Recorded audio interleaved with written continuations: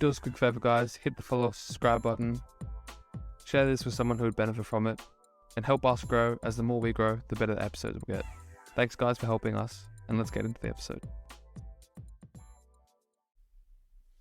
Alright, yes, guys. Welcome to this episode of SCULPTED Podcast. Bit of a weird one today. So this is actually a episode from, I believe, September from 2022. So over a year ago.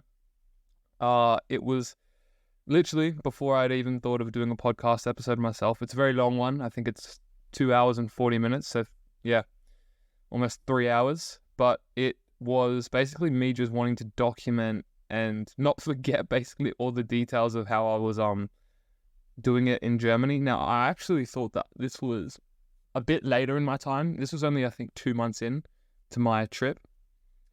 Well, not trip, but to the journey of playing football overseas. So I don't even really remember what I said here. It's not really got to do with SCULPTED too much, but it's definitely an interesting insight into my headspace at the time and to a bit about the journey. I believe from memory, I was talking about how I got to Germany, how much it cost, I believe, potentially, a few things like that. So yeah, in hindsight, when I actually eventually listen back to it, it's going to be interesting to see from where I was then to where I am now and knowing everything that I knew now or know now. But yeah, I think it's definitely an interesting one and it's a long one, as I've mentioned, but hopefully you guys enjoy it. And let me know if you've liked any of these most recent episodes. Even this one in itself is different from the norm. So yeah, let me know if you like this. I can do more types of videos where it's just sit down like this. Or if you like the standard content where we're just adding value on each episode, particularly for a specific topic, we can do that as well. But your feedback's important to us, guys. So if you let us know, we'll keep doing, what you guys want to do. Anyways, I hope you enjoy this one, and let's get into it. And he's here. He is here. Cristiano has entered the building. Welcome, wherever you are, to the Old Trafford Theatre.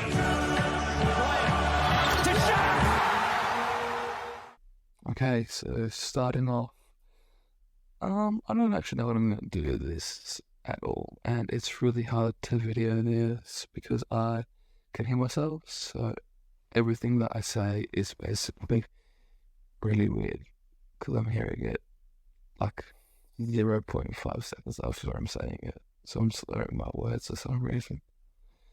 Anyways, I'm going to start off with how long I've been planning to get to the EU, and basically I'd been planning to get to Europe for maybe ever since I was in year 7, I'd say. And that's basically how long I've been playing competitive football. I remember every day I'd go to the school library and I would try and get emails, and I basically just sent out a lot of emails out to clubs, similar to how I do it today, except it was a lot less organized, essentially. And every lunch I'd be going out and sending emails to these clubs, and it was always England, and it was always basically the first division. It was a very poor way of doing it, to be honest, because I was just sending out cold emails, same email to everyone.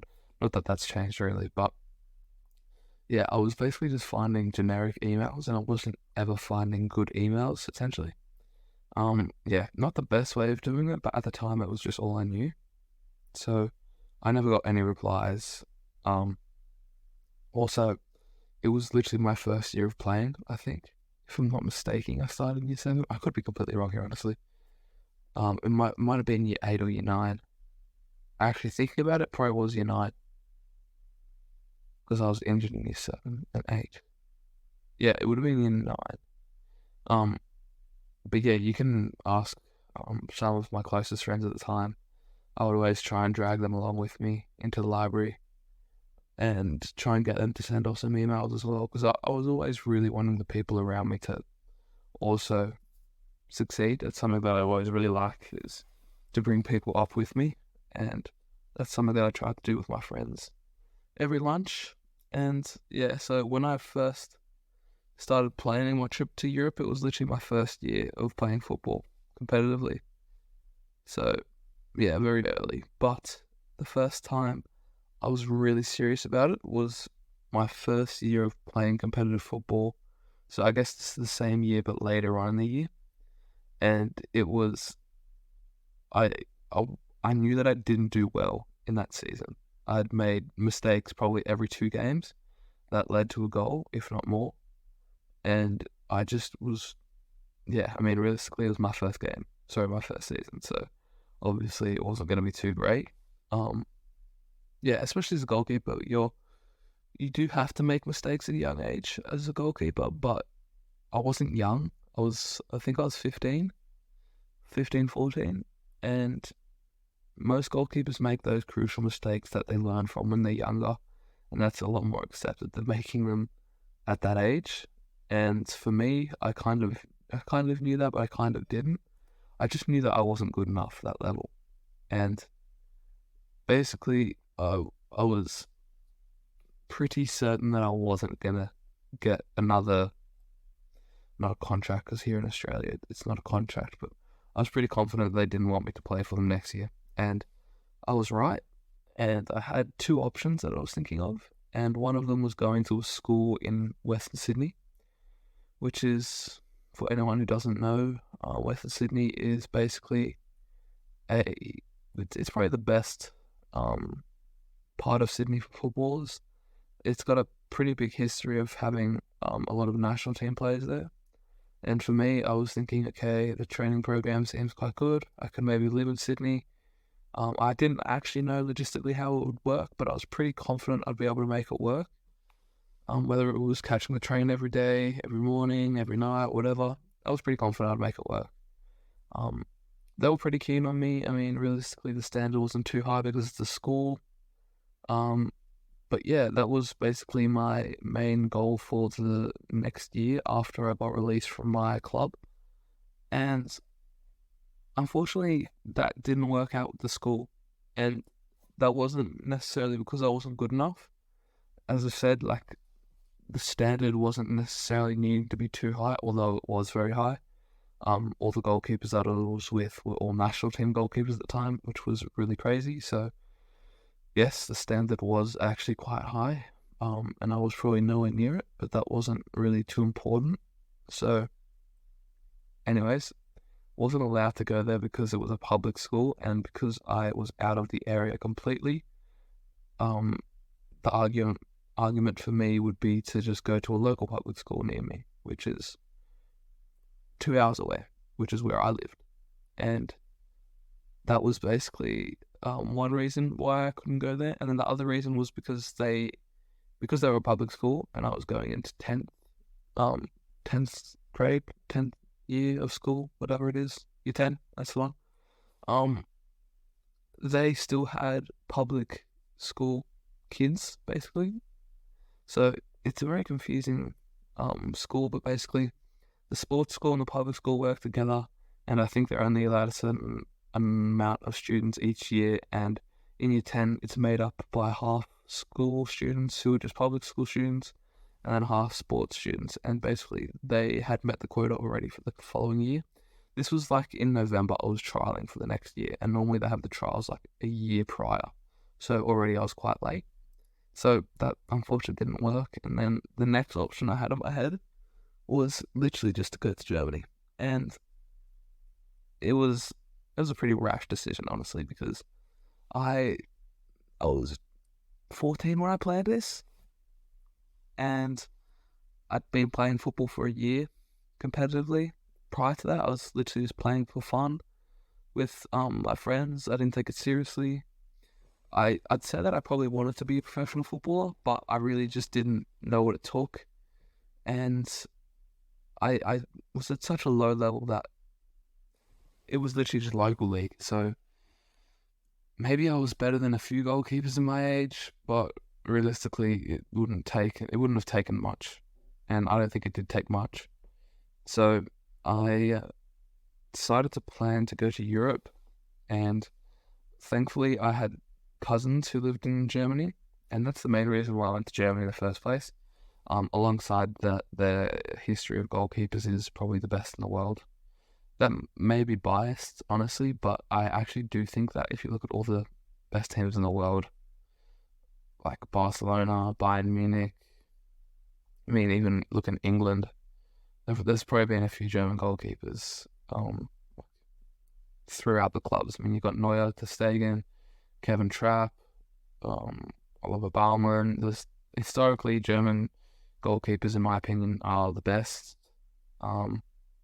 Maybe they're not the best in the world in terms of like current. So, for instance, maybe Oblak's the best in the world. But if you look at the goalkeepers underneath him, I'd say a fair amount of them are German, and you don't really have that in most countries, really.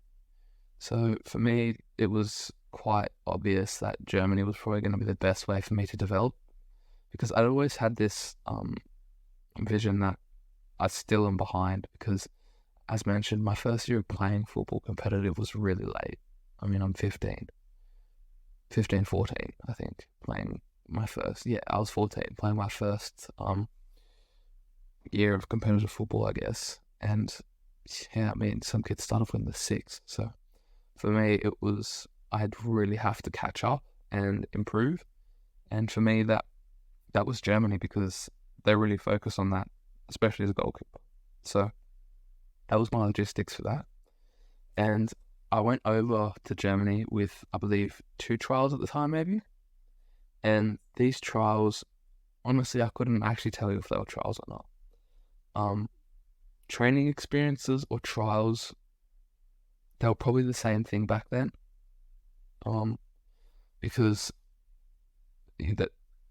realistically, they're probably more training experiences. But say if I was good enough, then lucky them, they've had me and they can see me. But I wasn't good enough. And my first, so basically, when I got over there, my parents did not think that I'd stay there. And it was basically just a chance for me to go to Europe by myself. So I stayed with my cousins. Honestly, my parents have been the backbone of my success. Like, if it wasn't for my parents, then I couldn't go to Europe. I couldn't go to Germany. I couldn't do anything by myself. But I believe that my parents also have allowed me to do this because they've seen how dedicated I am and how focused I am on doing what I want to do and not letting anything kind of distract me. So I believe that, yes, my parents, I've got very, very supportive parents, but I feel like they can support me because I've shown them that I will provide what I say I want to do, and etc. Like, it's very difficult to explain because most kids aren't like me. Like, maybe if you're thinking, oh, my parents wouldn't let me go to Europe by myself, but maybe you also come home late every night. And maybe that's one reason why they don't trust you. And there's maybe a few other reasons. But for me, I was always very regimented. I was very disciplined, and my parents could trust me to do this by myself. So there I was, just turned 15, and I'm off to Germany by myself. I met my cousins at the airport, and they took me back to theirs. And basically, my cousins from then just took me to trials. And my mum came over for Christmas in December, and I got there in around November, I believe. And yeah, my mum came over for Christmas. We had, in Germany, there's a massive Christmas break. So we went around, had a nice time, and that was good. But so basically my trials in the first time I was in Germany, as I mentioned, I wasn't good enough, but it was a very good experience for me. And honestly, I just learned a lot. And it wasn't even necessarily that I got better. I just learned what the level is, because I was very ignorant at the time of my first year. I was really just, I didn't think I was good, but I didn't think like I could get, I didn't realize how much better I could get, basically, because I just never saw that bar. The bar that I saw was just the other goalkeeper on the other side of the field, basically, and I was thinking, oh, okay, maybe he's a lot better than me, but that's like attainable maybe. I was just very ignorant to it. And so I just saw a whole another level over there. And yeah, I think I was just very unfamiliar with everything. And I think, the best word is ignorance. And I think that most players still are very ignorant to football. No one really realizes that the level in Europe and just anywhere, you go to any place in the world and the level is high. No matter what, there are good footballers wherever you go. You can go to, thinking of a random country, let's go Finland. You can go to Finland and there are good footballers there. You can go to, let's just pull out Guatemala. I'll take a look at Guatemala's Premier League right now, and I can guarantee you maybe they're not great, but I bet they have a decent standard of football there. I'm just searching it up in transfer market. And so for me, when I look at Australia, this is only something that I've really come to in terms of recently, because I've come to appreciate professional football in general. When everyone thinks of professional football, they just think that to make it, you've got to be playing for Barcelona, or you've got to be playing for one of the biggest clubs in the world, where realistically, if you think about it, let's say the top 5 leagues, maybe the top 10 teams is what people see as a good career. So that's maybe 50 teams. And let's say there's 24 players let's say 32 players in each team. Actually, no, we'll say 24, because I'd say if you're not playing games for one of those big teams, you're not necessarily seen as having a good career in most people's eyes. I mean, that's the ignorant eyes, where for me, I'd be seeing that and thinking, wow, that's great. So 24 times 50, so around 1,200 footballers would be seen as having a good career if I'm looking at this with ignorant eyes. And yeah, realistically, that's not true at all, because that's, I think, there's a statistic on it, and I think it's 0.05% of professional footballers earn more than €3,000 a month, something like that. Don't quote me on the numbers, but it's a very low number. Maybe it's like 0.1% or 1%. I'm not too sure, but basically, that's not enough to live off. Actually, maybe it's 5%, maybe more. Yeah, don't quote me on it, but it's a very small number. All right, so me going into this, I thought that for me to become a professional footballer, I've got to be playing for one of those big clubs. Now, that hasn't changed. I still want to play for one of those big clubs, and I still want to become the best player in the world. Because, say if I didn't think that, then how am I going to become the best I can without thinking that? It just limits me. If I think that, okay, I'm only going to be able to get to the first division in Belgium, well, not by luck am I going to get any further. Like, if I set that limitation on myself, then I'm only going to ever get there. So, for me, I always know that I want to be the best, and I actually can become the best. All right? And anyone can become the best. There are limitations, but realistically, anyone can become the best. Anyways, back to the Guatemalan Premier League. It's a good standard. It sounds silly to say, but it's a good standard. I mean, it's probably comparable to the 4th division in Germany. I'm just looking at it now. You've got your top teams at €4 million, almost €5 million, and then your bottom teams at around €1 million. So, yeah, you're looking at a decent league. Maybe they're not fully professional, but I'd say that is a fully professional league. It's just that maybe some of the wages for the players isn't fully professional. But nonetheless, I mean, Guatemala is such a random country, and it's still a good standard. I mean, if you look at that and compare it to the 4th division in Germany, some of these Guatemalan teams should be beating 4th division teams in Germany, which isn't. It's 4th division in Germany isn't a professional league, but they definitely have the standard of professional teams because due to the relegation and promotion system they have, it's very competitive, and teams that have been playing years and years in the professional ranks maybe get relegated for 1 year and they're back in the fourth division. So realistically, the standard of the fourth division is top in Germany, but you've got those outliers who have just been promoted from the fifth division, or maybe you've got your odd fourth division team who's just been staying in the fourth division for a while. Regardless, the main way that you actually, I'd say,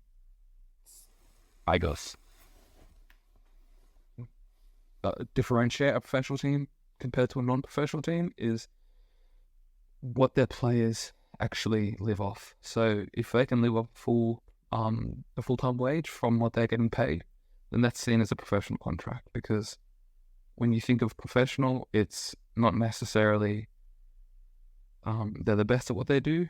It's just that they can make a living off what they do. And it's the same for a teacher. A professional teacher is every teacher who makes enough money to live off, where an amateur teacher might be just a teacher who does teaching every few days for a school, a substitute teacher, not a professional teacher, but an amateur teacher. Same in football. So, yeah, it's very, very different in the big countries. So I'd say your big countries, England, Germany, Spain, and from the first division down to the third and fourth division, all of these teams would be considered professional to semi-professional. And even some teams in the fifth division in Germany would be considered semi-professional, but comparable to fourth division teams, because again, due to promotion or relegation, a lot of the fourth division teams can end up in the fifth division quite easily. And sometimes it even happens where the third division teams, within 2 years, they can end up in the fifth division. And that happens. It happens because sponsors pull out.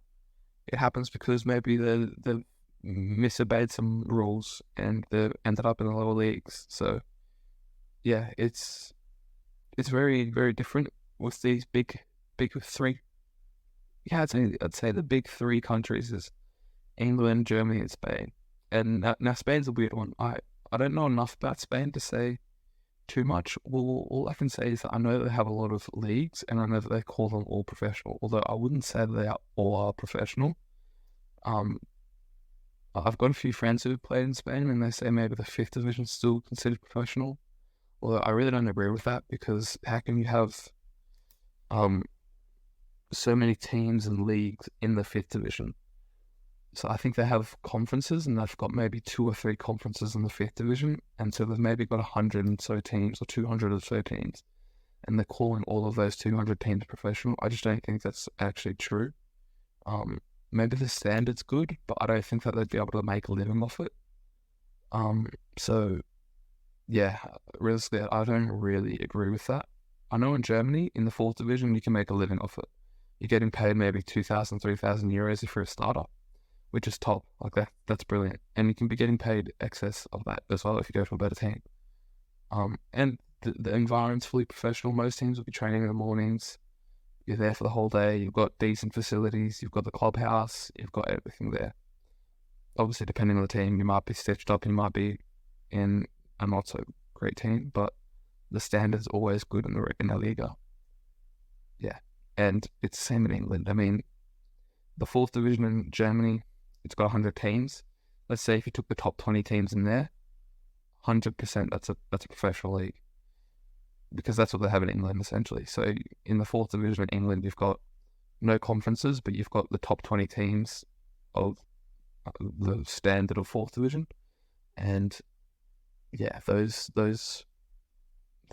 24 teams, I believe, in League Two are all considered professional. And I'm 100% sure that if you were to do the same in Germany's fourth division, take the best teams out of all 5 conferences in these leagues and make a fourth division, that would 100% be professional. But yeah, so in Spain, maybe the fourth division isn't professional, but I'd say the third division is, even though that's conferences. You've got 2 conferences in Spain. So again, you've got maybe 40 teams in the third division, maybe more, who are considered professional. For me, that's too much. That's why I don't consider the fourth division in Germany professional, because it's too many teams to be considered professional. Although in Spain they count as professional. As I said, I don't know too much about it. The standard might be of a professional standard, but I just don't see how all teams could be paying their players enough to live off. Although I could be completely wrong. Anyways, yeah. So back onto my time in Germany the first time. Basically, all of my trials were unsuccessful, and the only team who showed some interest was a team called Wolfsburg Kickers, and this team, they had 2 goalkeepers, I believe, at the time, but this was the under-16s, and the under-16s played in the third division in the under-17s league, and their under-17s played in the second division in the under-17s league. So a little bit confusing. But yeah, it was an okay club. I don't think they'd ever be able to accommodate me. They're quite a weird club who go up and down the third division, second division, or fourth division. So at the time when I was over there, they were in the third division. Then they got promoted to the second division, and currently they're sitting in the fourth division. So they're one of those teams who you would consider professional, because their wages maybe don't change too much in between playing in the second division or the fourth division. Yeah, they're a professional team, but they didn't have really the standard of a professional team in their youth academies. Sorry, their youth teams. And yeah, it was okay. I just don't think that I would have been able to play there, because the teams that I was looking for they'd have to have had a football internet.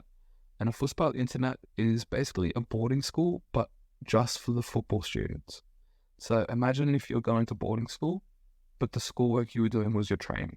So you basically live on site, and it's an amazing experience. It's actually what I've really been dreaming of my whole life, but I don't actually think that I'll ever be able to live in a football internet.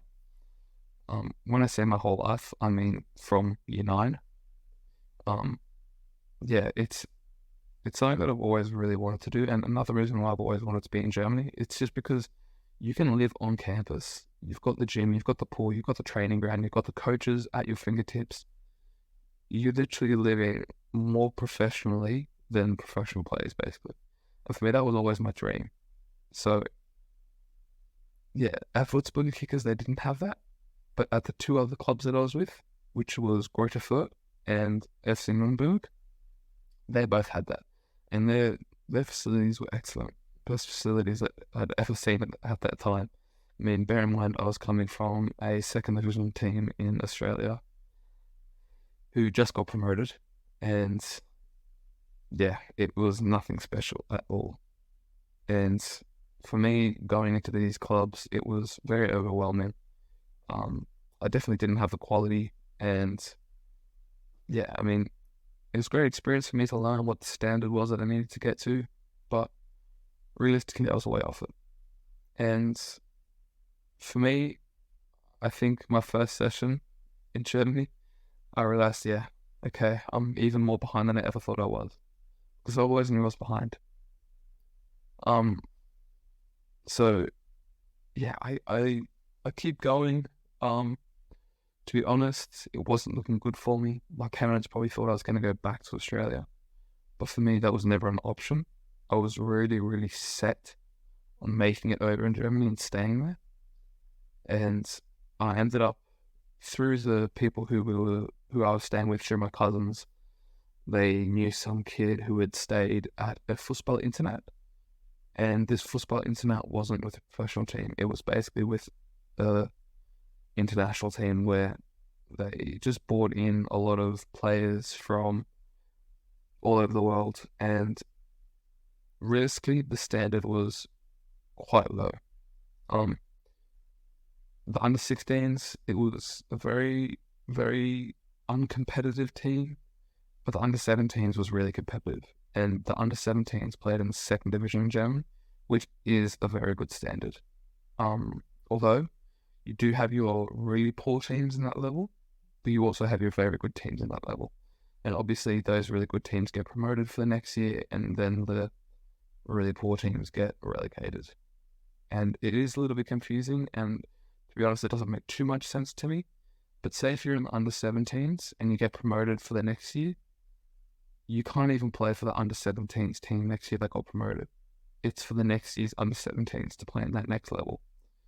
And then you basically play in the level where the under-19s finished last year. So you could go from Bundesliga in the under-17s and then end up in the third division because the under-19s last year got relegated from the second division.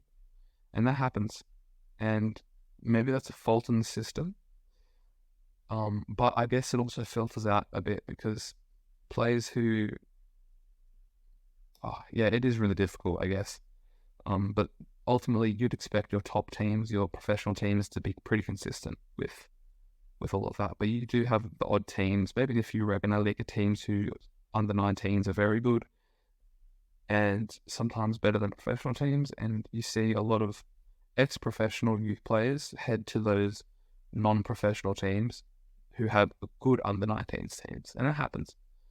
And sometimes it's a very good option for players who aren't good enough at a professional club, so they can go to a semi-professional club whose under-19s are good, for instance. And yes, I was at this team with the Fußball Internet. As I mentioned, the standard wasn't good in the under-16s, which is my age group at the time, but I was happy to stay there because they had accommodation and everything like that, which is what I'd always wanted, as I mentioned. But it was difficult because you have to pay to be there. So something that all Fußball Internets have, if you're in a professional team, you don't have to pay to be there. Now, it is very expensive to live there. I think it was maybe 2,000 euros a month. And for me and my parents, we couldn't really afford that. And for me, it was more of a short-term thing to stay at this club because I just wanted to... I believed that I could play at a professional level. Maybe I was very, very wrong. But realistically, I don't think I was too far off. Looking back at it now, I actually don't think I was too far off. But I don't think 6 months would have been enough time. Nonetheless, I was there for 2 months. I paid, and then it was COVID.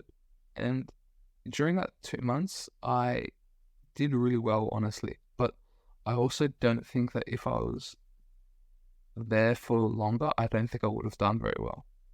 So I worked my way up into the under-19s. So I went into the under-17s for a bit, but that was due to injury as well. So the under-17s goalkeeper got injured. They didn't like the under-17s goalkeeper. So it was also good for me because they liked me because, okay, this is weird. And if you asked any of my friends in Australia at the time, they would say that I had very, very poor footwork. And I did. I did have very, very bad footwork at this time. But it was better than what they had.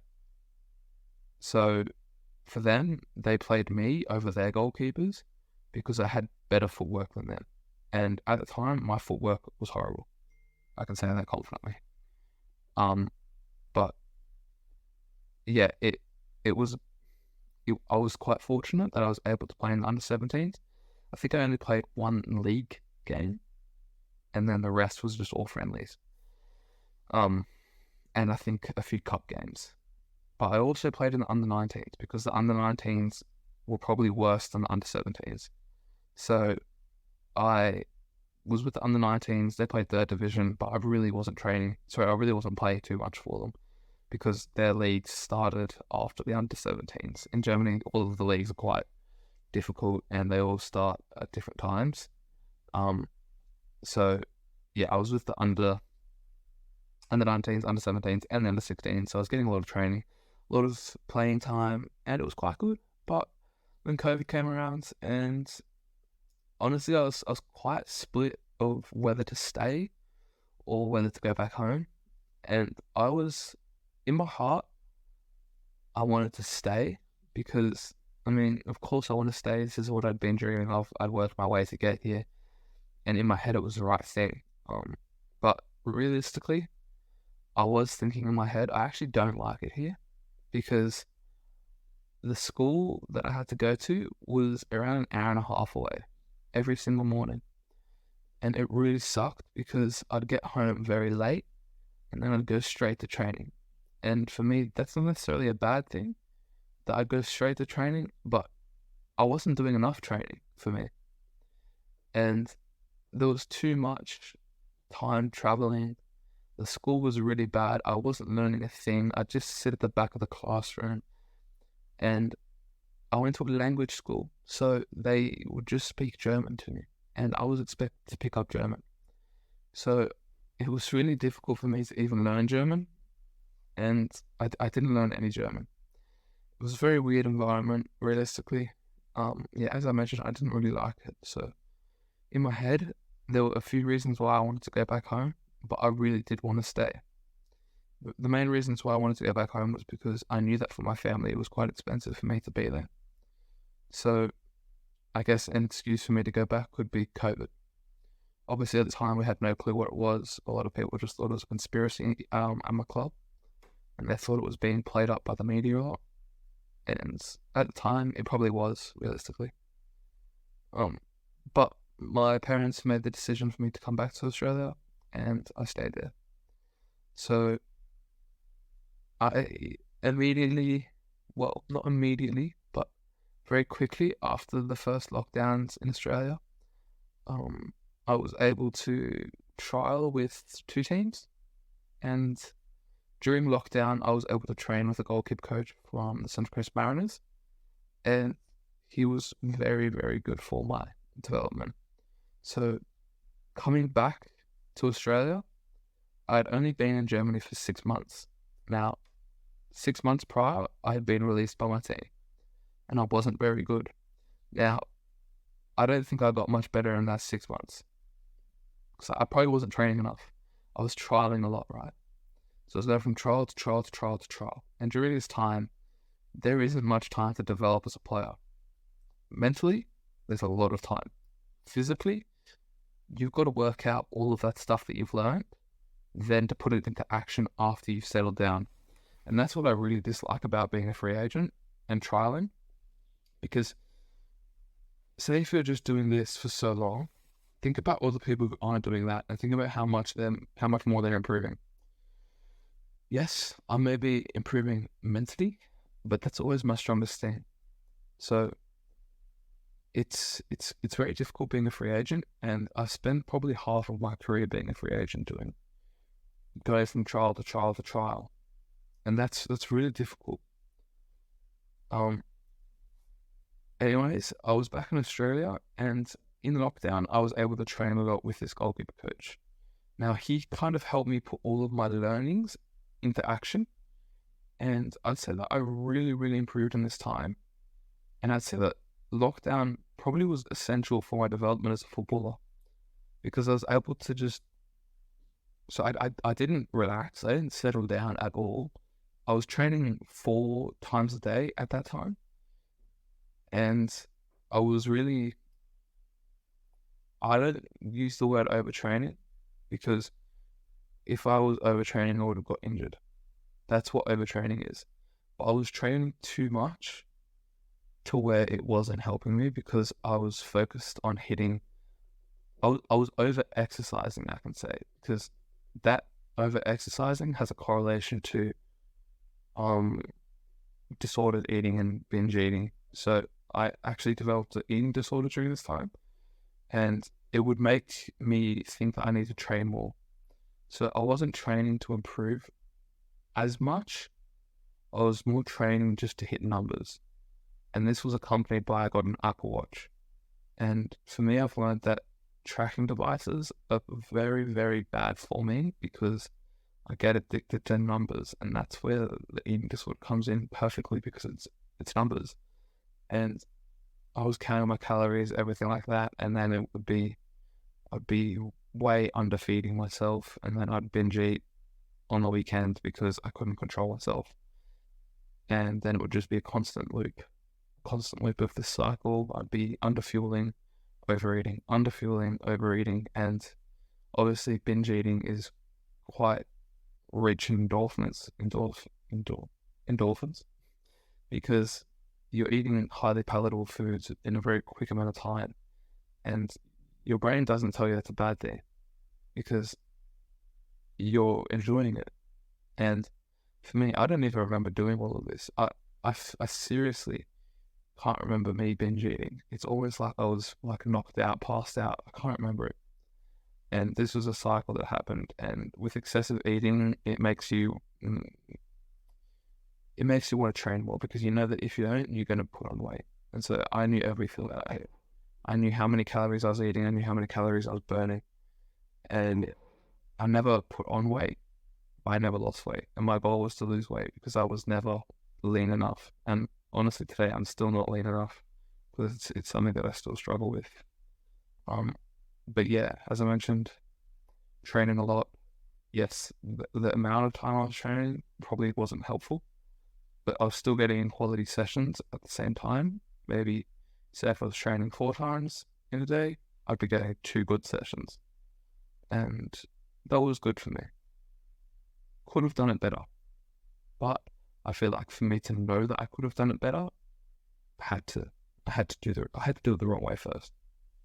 So anyways, we come out of lockdown. I have 2 trials, Sydney FC and Central Coast Mariners. Both were good trials. I'd say maybe this is 8 months after I got released from my team. No, actually, it'd probably be a year after I got released from the team. And I'd say that I'm at that level now. And both of those teams wanted to sign me. So after a lot of thought, because it wasn't easy, to play for Central Coast Mariners was a dream of mine ever since I started playing football. And to be honest, it's still a dream of mine today to play for Central Coast Mariners. But I took Sydney FC. And whether that was the wrong or right decision, only time can tell. But I ended up going to Sydney FC. I felt very good in my first few months there, but I was doing too much, and I ended up injuring myself. I was doing a lot of running at the time. I'd maybe do a 10-kilometer every 2 days, I think it was. And 10-kilometer runs aren't very good for sustainability, because the strain, not necessarily on you,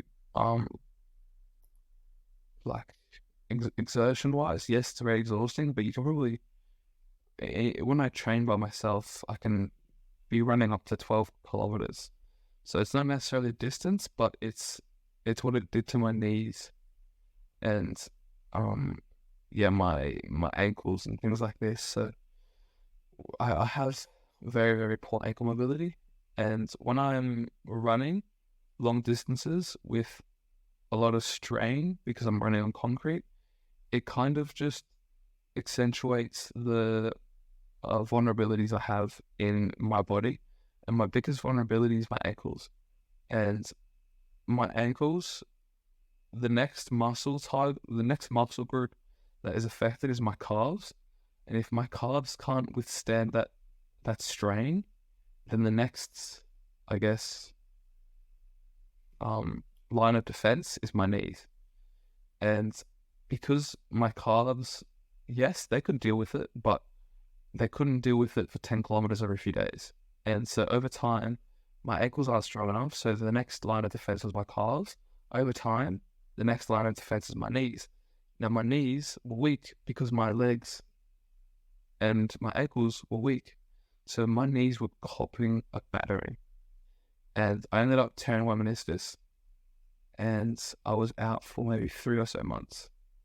And this wasn't very good for me at Sydney FC because I wasn't playing too well. I didn't start off very good in games. So I was doing very well in training, but in games, I was doing very poorly.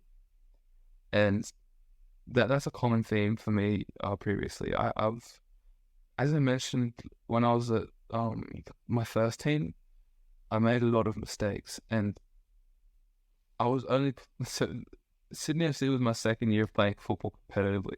So still, I should be making mistakes there, and I was making mistakes.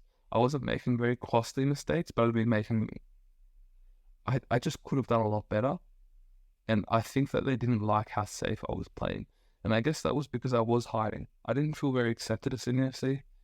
And like the players never really warmed up to me. I guess that's another thing. I was coming in mid-season. So I also took another goalkeeper spot who they didn't like at the time. And that is maybe why I was doing good in training. But in games, I was just getting battered because it was a vulnerability of mine. I had a lot of negative pre-narratives going into games. I'd be thinking, okay, because I trained well during the week, I might not play well because I'm due for a bad training session or game and things like that. So I had a lot of bad pre-narratives that would really just steer the direction of my game prior to me even playing it. And yeah, that's due to the inexperience of my game time. Because again, only my second year of playing football, I've maybe got 30 games on my belt at best, and I'm now playing for the best team in the country. So yeah, really didn't do well at Sydney FC. Ended up getting injured again at around April 2021, I believe. Yeah, April 2021, I fractured my wrist. And I had changed my training schedule a bit because I knew that I was doing too much. Because I was oh no, I didn't actually. I was still training 4 times a day. Yeah. So I'd wake up at 4 a.m. I'd start training at 5 a.m. I'd do 45 minutes by myself, then head over to training at Sydney FC. We'd start at 6 a.m. in the gym, and then from around 6 to 7, I think it was, we would be doing gym work, and then around 7:30, 8 a.m. we'd start on the pitch. Then we'd be training for around 2 to 3 hours. Most days I'd finish around 10 a.m. And normally I'd do extras with my friends on the field afterwards as well. So maybe, I'd say most of the time I would finish training around 9:30 and I'd keep going till 10. Then, if I wasn't happy with the training session, then I'd go do a bit of training afterwards by myself at around 11 a.m. Bear in mind, I still have to get to school. The school's cutoff was 11 a.m., so they didn't want me coming after 11 a.m. And most days I'd make that pretty comfortably, but some days I wouldn't.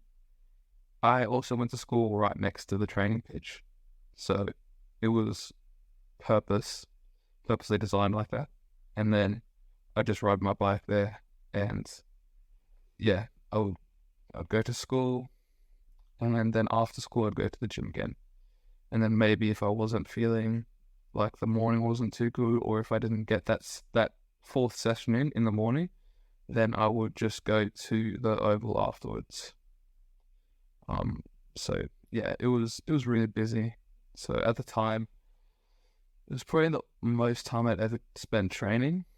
For me, it was very sustainable because every day I'd just do the same thing.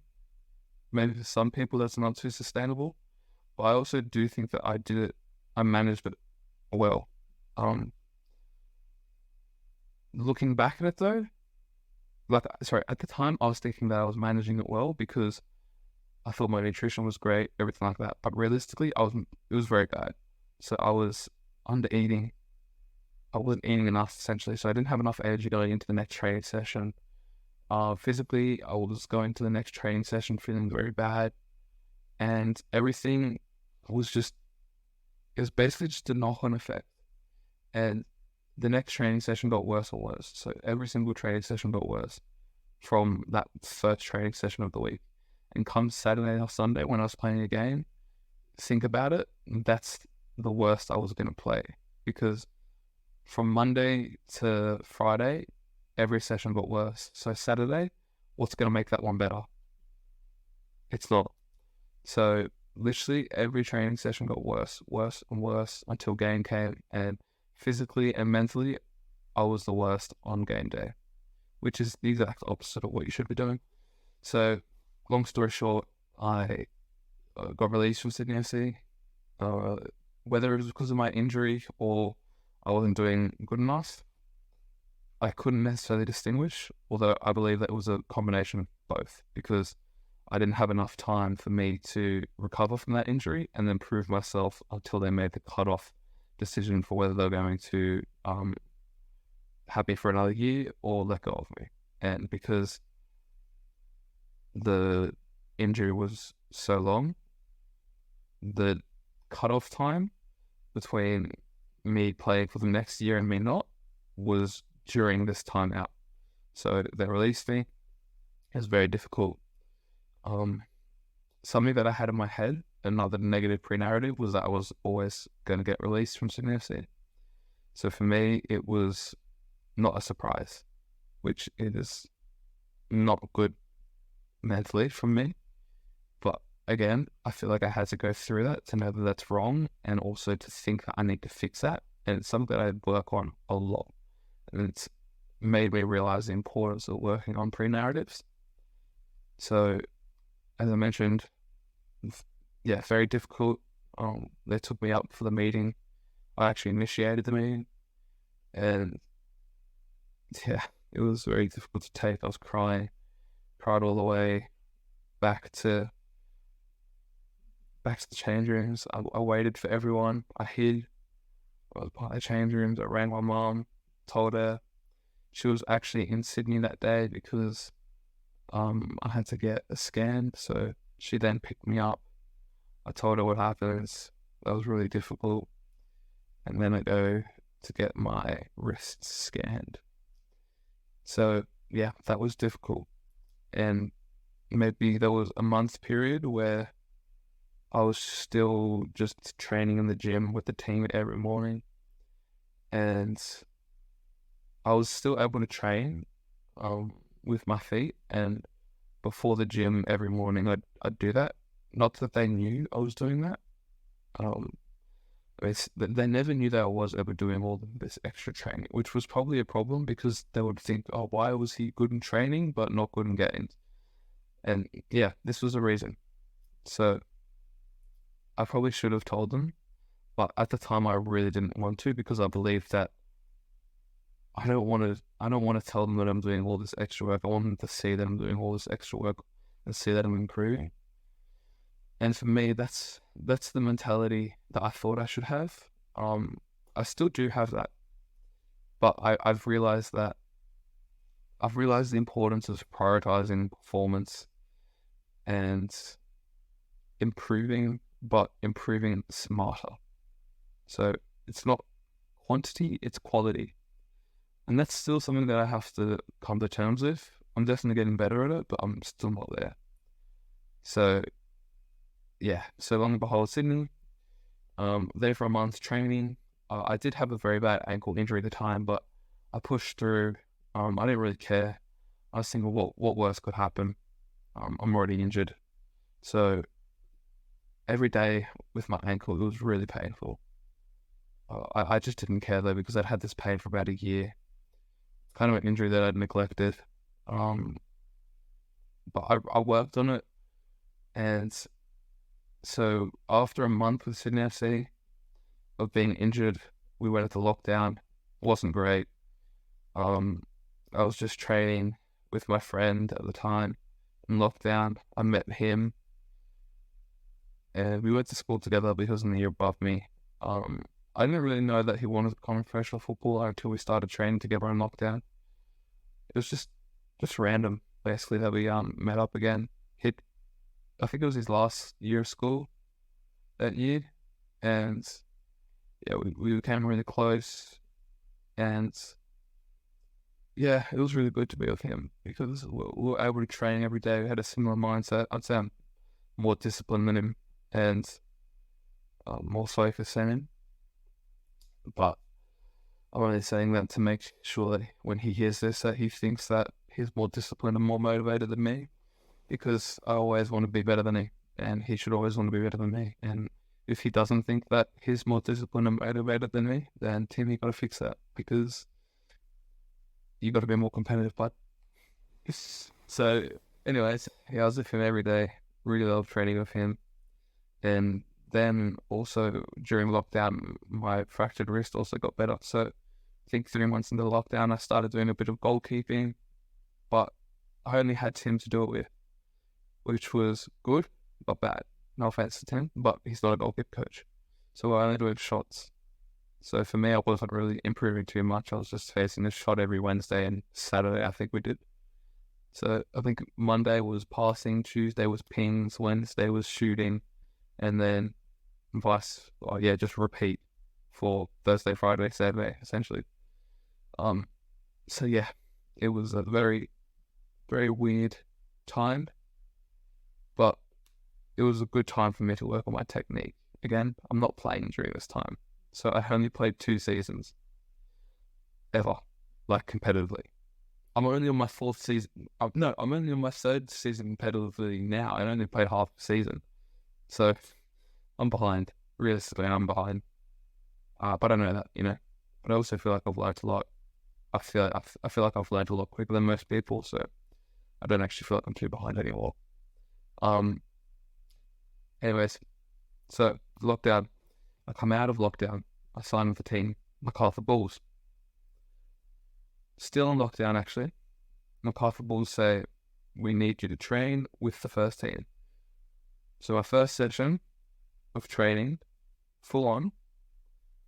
Yes, I'd done some goalkeeping work, but it's nothing like team training or goalkeeper training. So our first training session back is with the first team. Now, I was with the first team for around 3 months. Great experience. In lockdown, I had been working on my mentality. No, I'm not going to say that. That sounds so cliche. I've been working on my mental skills a lot. I bought a course with a sports psychologist that I've been working with. No, I'm not going to call him that. He's a mental skills coach. And he works with a lot of professional footballers, and I had been working with him for quite some time. Just on a basis of just talking with him, basically. Finally decided to pay him, essentially. And it was quite a good investment, honestly. I don't regret it at all. And it's really helped me today. And I still use all of his daily I use his teachings daily. Literally. It's the best investment I've ever made. It was actually a birthday present, so not necessarily an investment, but it was like $300. Anyways, very good. And recommend it to anyone. So I guess felt good going into first team training, and I think I did okay. I wasn't great, but bear in mind I'm coming back from this big injury, and maybe a fractured wrist isn't a big injury realistically, but I've got my ankle to worry about. I also, because of the injury, I hadn't been playing for much longer than anyone else who had been in lockdown, because I was injured prior to lockdown. So I was behind again, and yeah, I didn't do too great. Quite, I don't know how to explain it, but I was confident. I was quite confident, but I probably didn't have the physical skills to back it up, and that made sense. I mean, I was 16, and no, I was 17. Yeah, I was 17, and I had just come out from not training, or no, I was training, but not being in a team environment for a long time. Fractured wrist, very bad ankle, etc. So that didn't help. But I think that my mental skills at the time made me come out better for training with the first team. And then when I started training with the second team, under 20s and under 18s, then it was very good. I did very well in training. And then in the games, I started off quite poorly. Again, no, actually I started off really well, and then I made one mistake, and then from there it went downhill. Every few weeks I was making a costly error. Some errors I'd never even thought I could make.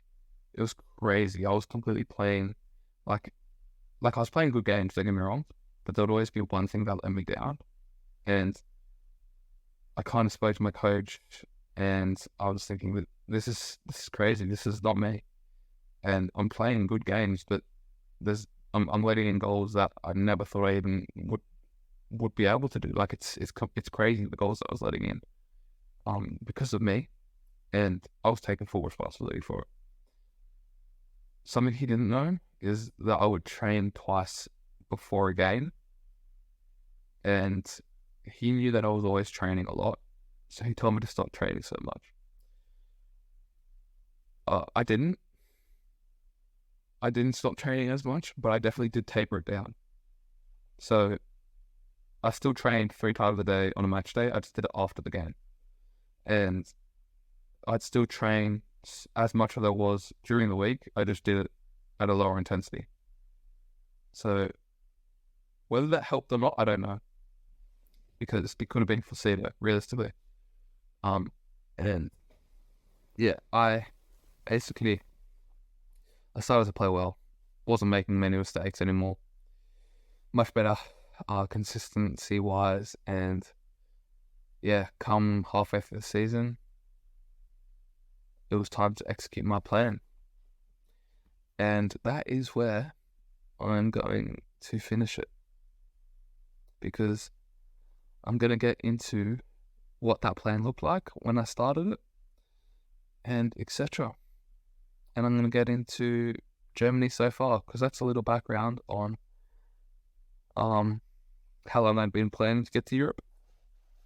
And my parents' support during this. My parents are always very supportive.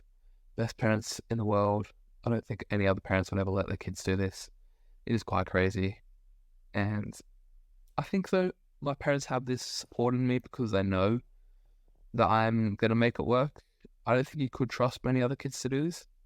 I think that it's quite a safe bet. If you were to bet on some other kid and me to give you... if you wanted results and you were to bet on someone else and me, I think you'd bet on me. I feel like it's pretty confident that I'm going to get what I want. And I think my parents see that. And if I don't get what I want, I'm going to give my best doing it. So I think my parents definitely saw that in me. And I think that's why they felt confident in me to allow me to do that. So yes, I've got the best parents in the world, but I think they also have a pretty good son. No, actually, I'm a pretty bad son, but I think they got a pretty driven son. I'm not a great son, but I don't want to be the best son in the world. I want to be the best footballer in the world. So I'm gonna have to make sacrifices. Anyways, part 2, I'll be talking about what I did to execute on my plans for Europe when I started it, and yeah, I'll walk you through that.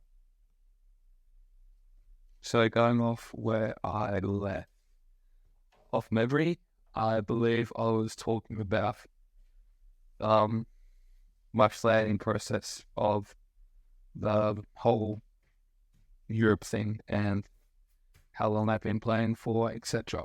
So, yeah, I guess I can start off with looking back at, ever since I got back to Australia, I was basically planning on getting back to Germany. Sorry if there's any background noise. I'm doing a bit of recovery work right now, so probably not the best time, but I kind of just wanted to get this done before I finish my day.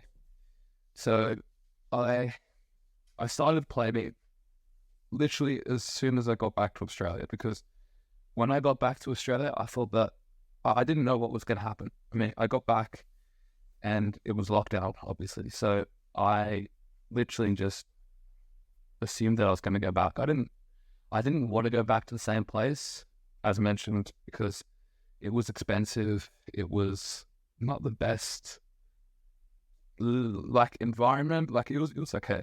But yeah, for me, it wasn't amazing. Although it did just give me that platform, and I think that playing overseas at a young age definitely helps with CV, and maybe seeing Central Coast Mariners just wanted me because there was a hype. Hype is probably not the best word, but I can't really think of any other word that would actually describe it well. But I think hype would be a very good way to describe it. The only way, maybe. But yeah, I'd say there's probably a hype, maybe around a foreign player, someone not a foreign player, but someone who'd been playing overseas. And yeah, I guess that was probably more attractive for Sydney FC at the time. And that's probably why I didn't struggle to find a club after literally getting released by a club 8 months or however many months, like actually a year prior. Anyways, my plans for returning to Europe, basically every 6 months, I was evaluating my not every 6 months, but for every 6 months in advance. Sorry, I was basically evaluating where I was at and when the best time for me to transfer was. And looking at when I was at Sydney FC, so obviously this was also in accordance to the severity of COVID at the time. So maybe the first few weeks I was thinking, when I got back to Australia, I was thinking, okay, I'm just going to head back whenever I see what this whole COVID thing is. Whenever it happens. Obviously, I'm not in the severity of it. And yeah, so I was Sydney FC then. To be honest, my focus wasn't really getting back in Europe. It was just getting back to being the best I can at where I am right now, knowing that Europe isn't possible in the next 6 months because of COVID. And that's basically what my focus was. At that point of time, I was really focusing on LinkedIn, and I always had a big LinkedIn presence ever since going to Germany the first time, which is also another way I was able to, I think only one of the trials that I actually got, I had people that I was speaking to on LinkedIn, and it was just a coincidence that my cousins had been speaking to the same club. But it wasn't too much of a coincidence because I was also speaking to every other single club that I had trial with. They just never responded, basically, which is something that happens every single time I send out thousands of emails. I never get responses. And the ones that I do are often just saying, sorry, we can't have you, or like, we'll send you, we'll send our scouting team to look through your information and whatnot. So really nothing special. Because they wouldn't really follow through with it. And often, well, always, nothing ever came from it. So, yeah, for me, whilst I was at Sydney FC, building up my network was very important. So uploading quite frequently. And yeah, just trying to get as many connections as possible. I think at the time, maybe I had 8,000 connections. Probably grew to around 10,000 at the end of my time at Sydney FC, which was quite good. So yeah, just building up my connections. And then I think it must have been maybe halfway through the season, so just before I fractured my wrist, I was probably thinking of, at the end of that season, moving over to Europe. So I was looking at the mid-season transfer, I believe it would be. And yeah, started looking then. But then, obviously, that's when we went into lockdown. So I basically had to scrap all that. So that delayed me by another 6 months. So the next opportunity for me, so I'm looking, at the time, it was early 2021 that I was looking at. And I was looking at transferring in late 2021 to the mid-season of the 2022 season. And that would have been my first year of under 19s, I believe. So I wasn't necessarily looking for a top club because I know that you're not going to find a top club in the under 19s league in your first year playing there because you're competing against second year under 19s basically. So I wasn't necessarily looking for the best club in the world, but I was still messaging Bayern Munich, and Bayern Munich's actually one of the clubs that I got a response from.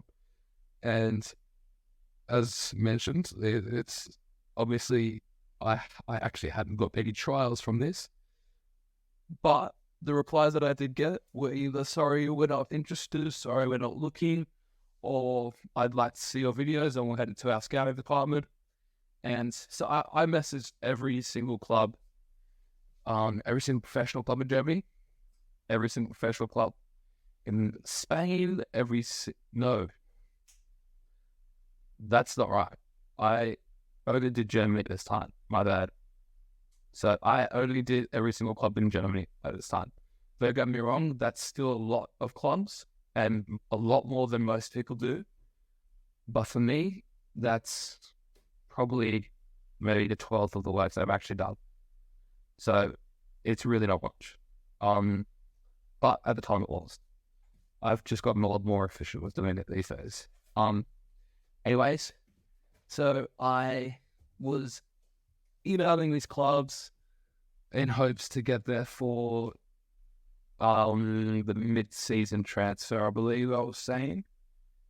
But then, as I mentioned, because of COVID, that basically just I threw those plans in the bin again. And that was further accentuated by the government saying that I can't leave the country. So I probably could have gone if I had enough trials. No, not even trials, actually. I think it was only if I had a contract I could leave the country. So I put my application form in to leave the country just with trials, and they never got back to us. So for me, as soon as I was still messaging these clubs in hopes that I could get a trial and I have to maybe plead a case to say, can I leave? But that didn't happen. And as mentioned in the previous episode, I signed with MacArthur Bulls, and during this time I was at the first team. So things were going over. They were going okay. Yes, they were going well, I guess. That'd be starter. But I'd say okay because obviously I'd prefer to be over in Europe. But I had to do what I could, and basically I was evaluating my plans at this time when I signed with MacArthur Bulls, because I was evaluating whether I go right now before I signed with MacArthur Bulls, or whether I go mid-season if I'm not happy with MacArthur Bulls, or if I just believe that I'm good enough to go overseas, or if I think that it's just the right decision, or if I go at the end of the season with MacArthur Bulls and then go to Europe. That one was really not favoured by me. Definitely more favoured by my parents, but I just know that mid-season transfers are a lot harder, just by experience. So I had these 3 options in mind. One option was pretty much cancelled due to the restrictions of COVID, but obviously still an option if I had any successful emails and if the government actually allowed me to, which they didn't in the end. But anyways, I was sending out those emails. A few months, still not allowed out of the country. And then by the time that I was allowed out of the country, I had committed to MacArthur Bulls. And even if I was allowed out of the country, I had missed the real opportunity to sign and find a club. So my main focus was then either mid-season or at the end of the season. So coming around playing with MacArthur Bulls, it's just before July, January, February, March, April, May, June. Beginning of June, it probably would have been. I kind of was looking back at my plans. I had a massive document where I had planned the most convenient times for myself to transfer and find a club in accordance to when the recruitment process starts for these clubs and when it's best for me to leave my team, MacArthur Bulls. Bear in mind, I had spoken to MacArthur Bulls when I had initially signed, saying that, if I wasn't happy with the team, then I would leave, because that was the option for me always, basically. So I kind of also used that as pressure to the club. They were never necessarily very keen on it. Obviously, they're still not. But that is something I'll get into a bit later when I actually discuss me leaving. And so come early that month that I just said before, I can't remember, one before July, is that June? Who knows? Had to do a little something again, anyways. Like that. So come, that month, I looked at my players and thought to myself that, okay, it's time to execute on this plan. And I had already started getting all of the emails up during the end of 2021 to that current date. So during that time, I had done a bunch of things in order to prepare for me to leave, whether it be mid-season or at the end of the season. And things that I started to plan for, it was very purposeful. Everything I did was very purposeful in accordance to what my greater goal was, which was obviously just get out of Australia as soon as I could, when it was best for me and when the best opportunity arose. And the way I started planning for that immediately was saving money. And that one is difficult because it's not easy to make money as a footballer who is at school and training most of the day outside of school. So that was quite difficult. Obviously, I had to change that. So for me, that looked like changing schools. So I went from going to a physical school to going to an online school, and doing physical work like working at a pizza stall, which I was doing previously, to just working online. So I started to resell sneakers, and I started to work for my auntie online. And I'm very fortunate for being able to work online for my auntie, because that really allowed me to stay at home, have my own time, maybe work 4 hours a day max, and still get paid quite well. So that was a massive component of me having enough money. And then also I was able to sell my car once leaving. So I had enough money, and I don't think that you should go over to Europe without, honestly, around $10,000, which is really, really hard to get. And I didn't come with $10,000. I came with around $8,000. But since being here, I've probably made around $3,000. No, not that much. Maybe $2,000 at best. So, but also I do have an income still whilst being over here, because I work for my auntie and I also work for my agent doing a few odd jobs. So that is very important, and it's a very unique decision to make, because it's not easy to move everything online, and it's very difficult to do. And I was quite fortunate that I could do that, honestly. And it takes a lot of creativity, because most people won't be able to do that. So like everything was really online for me. So that was my main focus, just to get everything in order for me to be able to leave whenever I can, and make it as easy as possible. So that the three main things in my life that matter the most, other than my family, of course, which is another big sacrifice I had to make.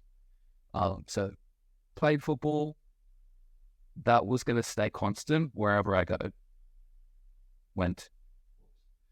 So money, I could do that online. School, I could do that online. What was the other one? Yeah, maybe it's just two things. Yeah, school and making money, that is online. Football, that is constant. Wherever I go, it would stay the same. But that's why I'm ready. So that was important, that the transition to online was easy and everything was there, so that wherever I was moving to, those things would stay the same and they weren't a problem. So it was just a subconscious shift in my day-to-day life, so that when I eventually decided to move to Europe, that nothing changed other than my location, really. So my days just look the exact same. It's just that I'm in Germany now. Maybe I travel a bit more, but actually not a lot. I used to travel a lot back in Australia. Probably traveled more back in Australia, but it was just the same trip up and down. Anyways, so that's when I really started to execute on that plan. And I spent so much time on that. So that was from basically as soon as I signed with MacArthur Bulls to the day I left. and I had written down in my notes, not the notes app, I have a much better app for that on my iPad. So I had in my plan that I had written down on this app, I also wrote down the promises that I had for myself. So saying, I'm not going to go through what the promises were, but basically summing it up, it was just staying true to what my plans were and the execution of those plans. And as mentioned, the subconscious shift to make everything in line with that goal without me even actually thinking about it too much. So that would look like every single day, my training would be tailored to what the German goalkeeping is like. So I would do a lot of focus on that. Every single analysis I do, instead of the Premier League, it would be on a German team. So little shifts like that, just so that the shock of being in Germany wasn't much. And to be honest, being here for 3 months now hasn't hit me yet. Feels like I'm just in Australia still, if I'm being honest. So that was a very, very integral part of my plan. And I think that I did very well to execute on that. On a weekly thing, I guess it was just, I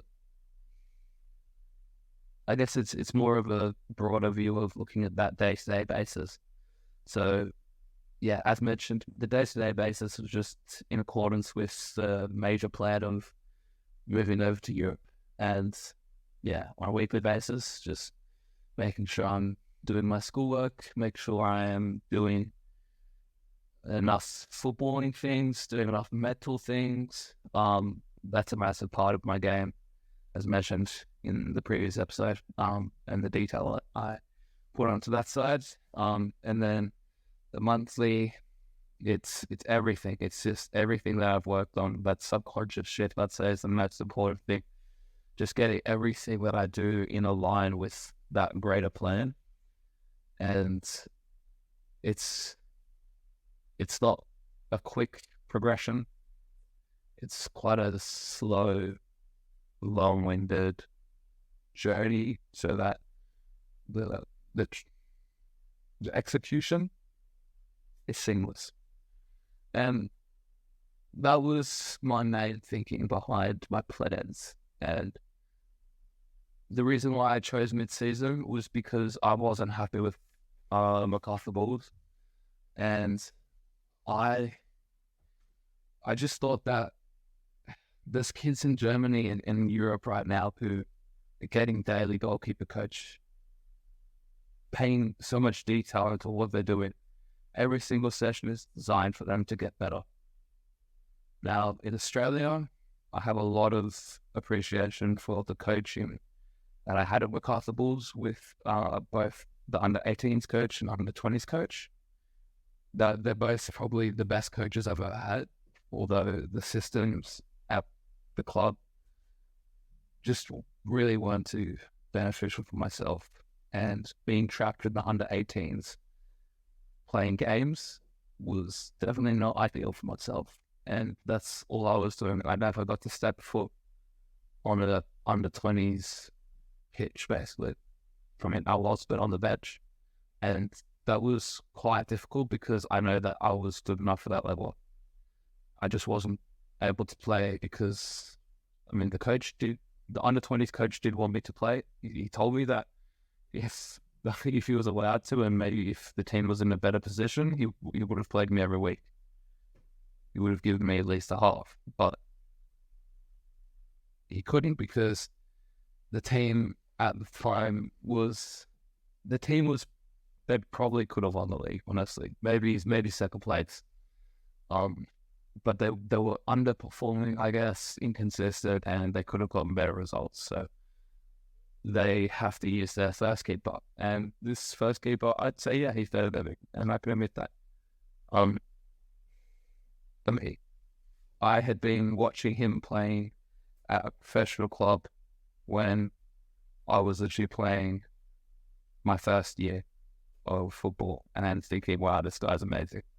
I have a very clear memory of watching him play and thinking, oh my goodness, this guy is crazy. And to think that now he was my competitor at MacArthur Bulls, that in itself was, I guess, humbling for me, because thinking, how am I going to ever take over this guy in the immediate future? Because I do believe that I can. I feel honestly that I might be better than him even right now. So I just knew that in the immediate future it might not be possible, but I'm not in it for the short term. I mean, as mentioned, I've probably only played 3 seasons before, and even thinking about it now, even at Sydney FC, I only got around 6 months in. So I've probably only played around 2 seasons in my life, where this guy had been playing so many more years than me. So that's fine with me. I mean, I decided to take this journey, and I knew it wasn't going to be easy. So, yeah, I mean, that's what happens, and I just got to adapt. So, anyways, I decided to really take this move seriously in January, February, March, April, May, June. Yeah, June. That's when I started playing. So June, that's when I got the parents on board. They honestly still probably haven't come to terms with it, because I probably didn't tell them soon enough.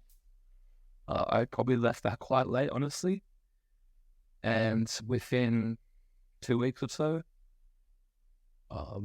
I had already started sending my emails prior to me telling my parents, just because I could send the emails and still not go. So yeah, I just wanted to get that sorted prior to me having any inkling of actually pursuing it, because it's a lot easier to say, no, I'm not coming to the trial anymore, than booking the ticket without having any trials.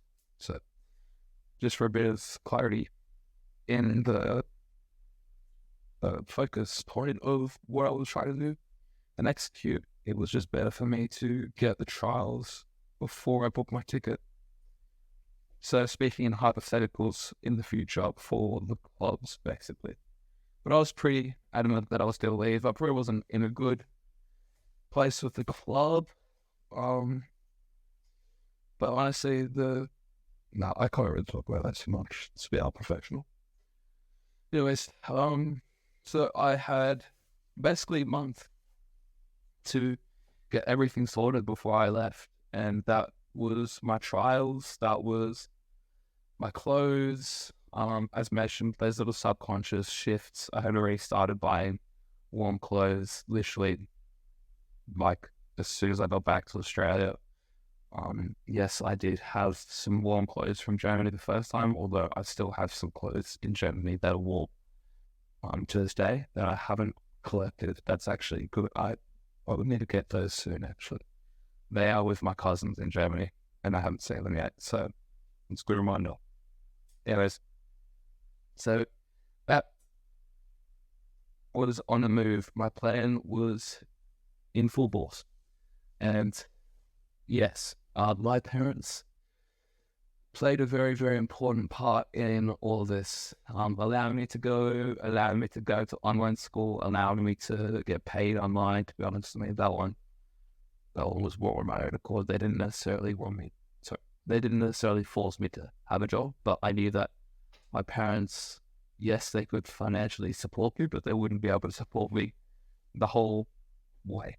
They could maybe help me with a ticket, but even that, I insisted that every single cent that was needed for this execution of this plan came from my own wallet. And that is still to this day, being executed. Although they do like to send me money just because they probably feel bad. And honestly, I'm probably saving them a lot of money being over here. So they like to send me a bit of money every now and then. Don't get me wrong, it is not much. But it is more than enough for what I need, because, as I mentioned, I am supporting myself completely. So I don't need their support money-wise. I do need their support for everything else, though. And that they give an abundance, which is very important to me, it's very important to my journey, and it's 100% the backbone to my success, because a lot of parents wouldn't allow their kids to do this. But as mentioned, a lot of kids wouldn't want to do this or be able to do this, which is also another reason why my parents can allow me to do this. So, yeah, that's that. And let me look at the next thing I had down. So, sorry, leading to departure. Yeah, so leading up to that departure date. So in June, then in the day, it was, so let's say a month before my departure was, let's say June the 8th. Now, leading up to that, I think the first 2 weeks, I was still training with the team. So I never trained with the under 18s, by the way. I only trained with the under 20s.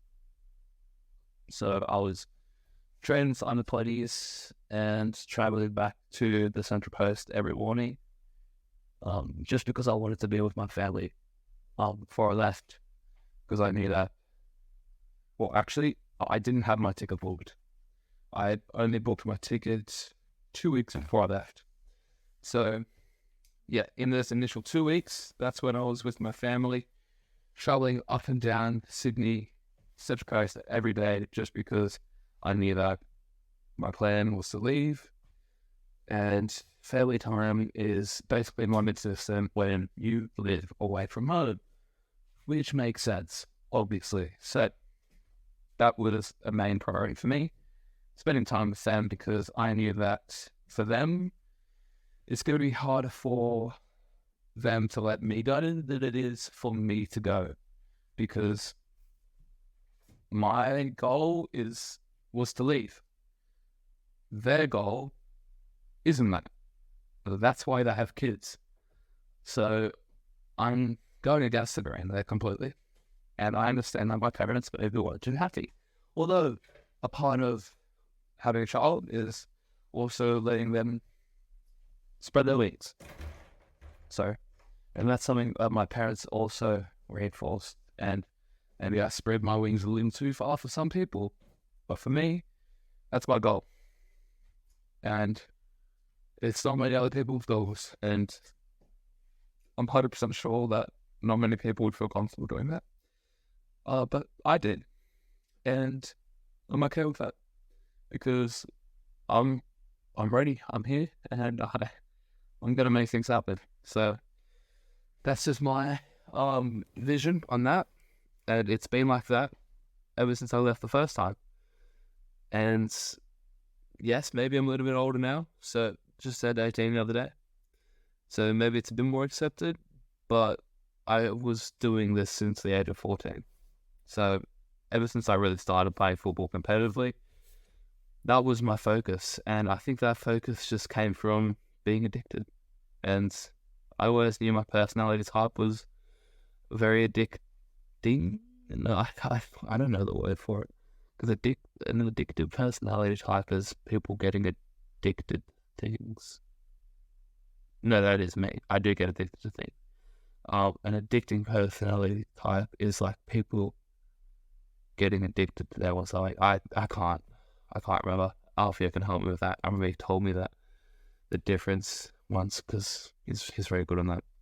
Anyways, I've got that personality type where if I do something, I need to do it with 100% and I get addicted to it. So that's where that vision came from very quickly at a young age. Not a young age, but a very sudden switch, I guess. So yeah, that's what the training was looking like in the first 2 weeks. School-wise, I think at the time I had a lot of assignments to complete, but that was quite easy. I had quite a lot of time to do that, so that wasn't too much of a stress. Then the 2 weeks prior to the flight, I was actually quite sick, so I stayed at home. And so the let's say week 3, I was quite sick. Thankfully, it wasn't COVID, but I wasn't actually able to play. And so I told the team that I have 3 games left with them, I think. That's when I booked my tickets 2 weeks out prior, but it was 3 games left because we had one mid-week game. And basically, I didn't play any of those last 3 games because I couldn't. I was sick. The only game I probably could have played was the last game, and I think the game was on a Sunday, and I was flying out on the Monday, I think. But for me, that last week after I wasn't sick from the 3rd week, I basically just isolated for that time. Everyone who I had plans with, I basically told them that I was still sick, which was a complete lie. And it's something that I do not like to admit, even though I am admitting it right now. Potentially anyone in the world. I don't know what I will do with this with this voice memo, but whether I decide to upload it now, whether I decide to upload it in 20 years, looking back at it, I don't know. But basically, if I planned to meet up with you in that week, I'm sorry, I wasn't sick, I was lying. And those people know who they are because I told them that I was sick. And that's a little bit awkward because I probably should have met up with them 2 weeks prior, but I also didn't think that I was going to get sick in week 3. So anyways, that is also, I didn't mention why I was pretending to be sick on that last week. I realized that on week 3 that if I got sick, then I'm not flying to Germany. So for me, I was thinking, okay, I'm just going to isolate, make sure I don't get COVID, and make sure that I can get over to Germany. Now, the teams that I had trials with planned going over there was only finalized 2 weeks prior to me leaving, which was, yes, quite risky. But I also just backed myself to get trials whilst I was over there. That was stupid. I should have definitely gone with a lot more trials, and I definitely should have had an agent helping with me, because me doing it by myself, I will discuss this later, but it's very, very difficult. So the 3 trials that I had organized was my first week being there was with a team called FC Saarbrücken, and they play in the 3rd division, and the under-19s play in the 2nd division. So good standard, probably quite comparable to an A-League team. And this was going to be my 3rd day, I think, in Germany. I was having my first trial with this team. So as soon as I got to Germany, settled down, did a bit of training, and then headed to Saarbrücken. And yeah, Germany, train tickets, save your money. I have to spend 200 euros per trip, which is crazy. It's so expensive. But thankfully at that time, there was a €9 ticket and all the trains were €9. So I was able to try that. I was able to travel for €9 anywhere in the surrounding countries of Germany. So I traveled to Saarbrücken, quite cheap, quite easy, stayed in the hotel, loved the hotel, brilliant time. The trial was okay. I was with the under-17s goalkeepers, and I thought that I did very well, but I believe that they already had a goalkeeper in mind.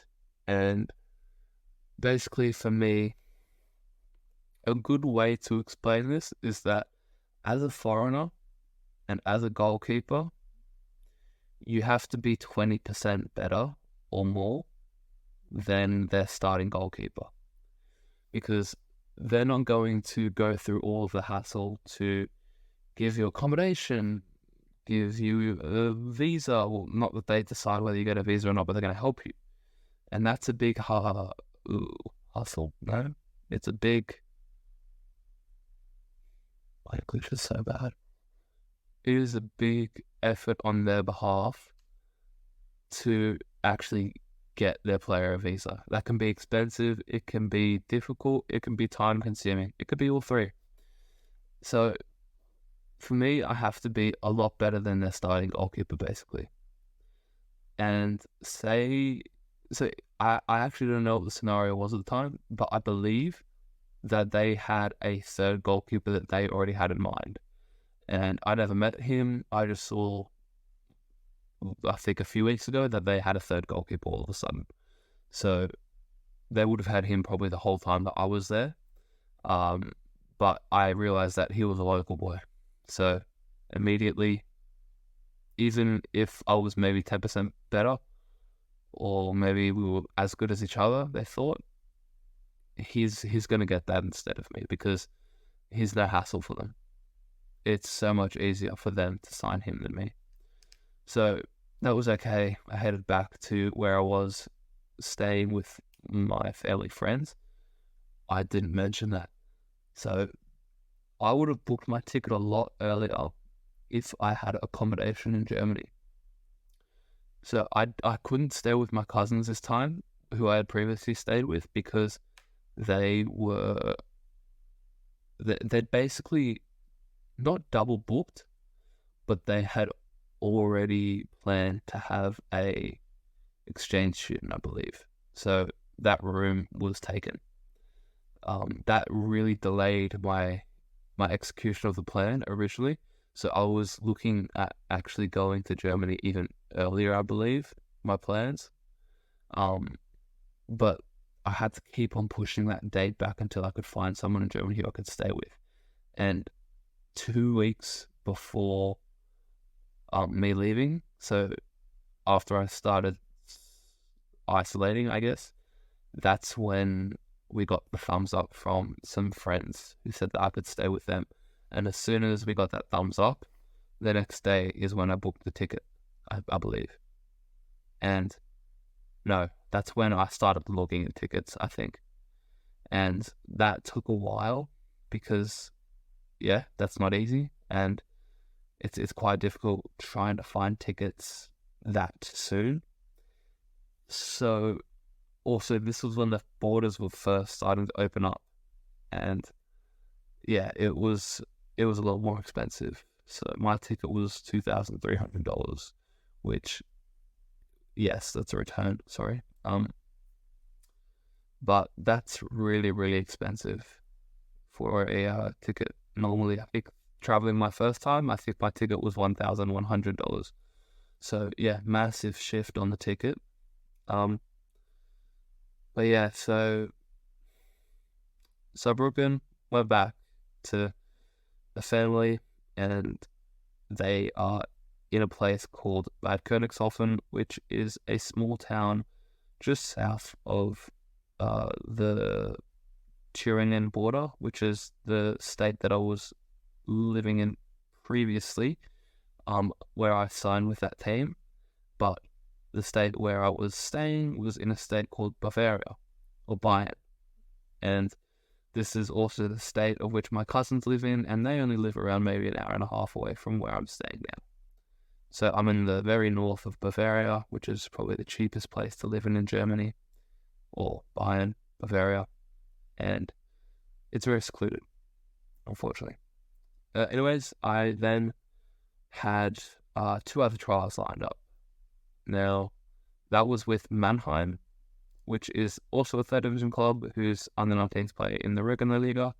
And then the other trial that I had was not necessarily lined up. Neither was Mannheim, actually.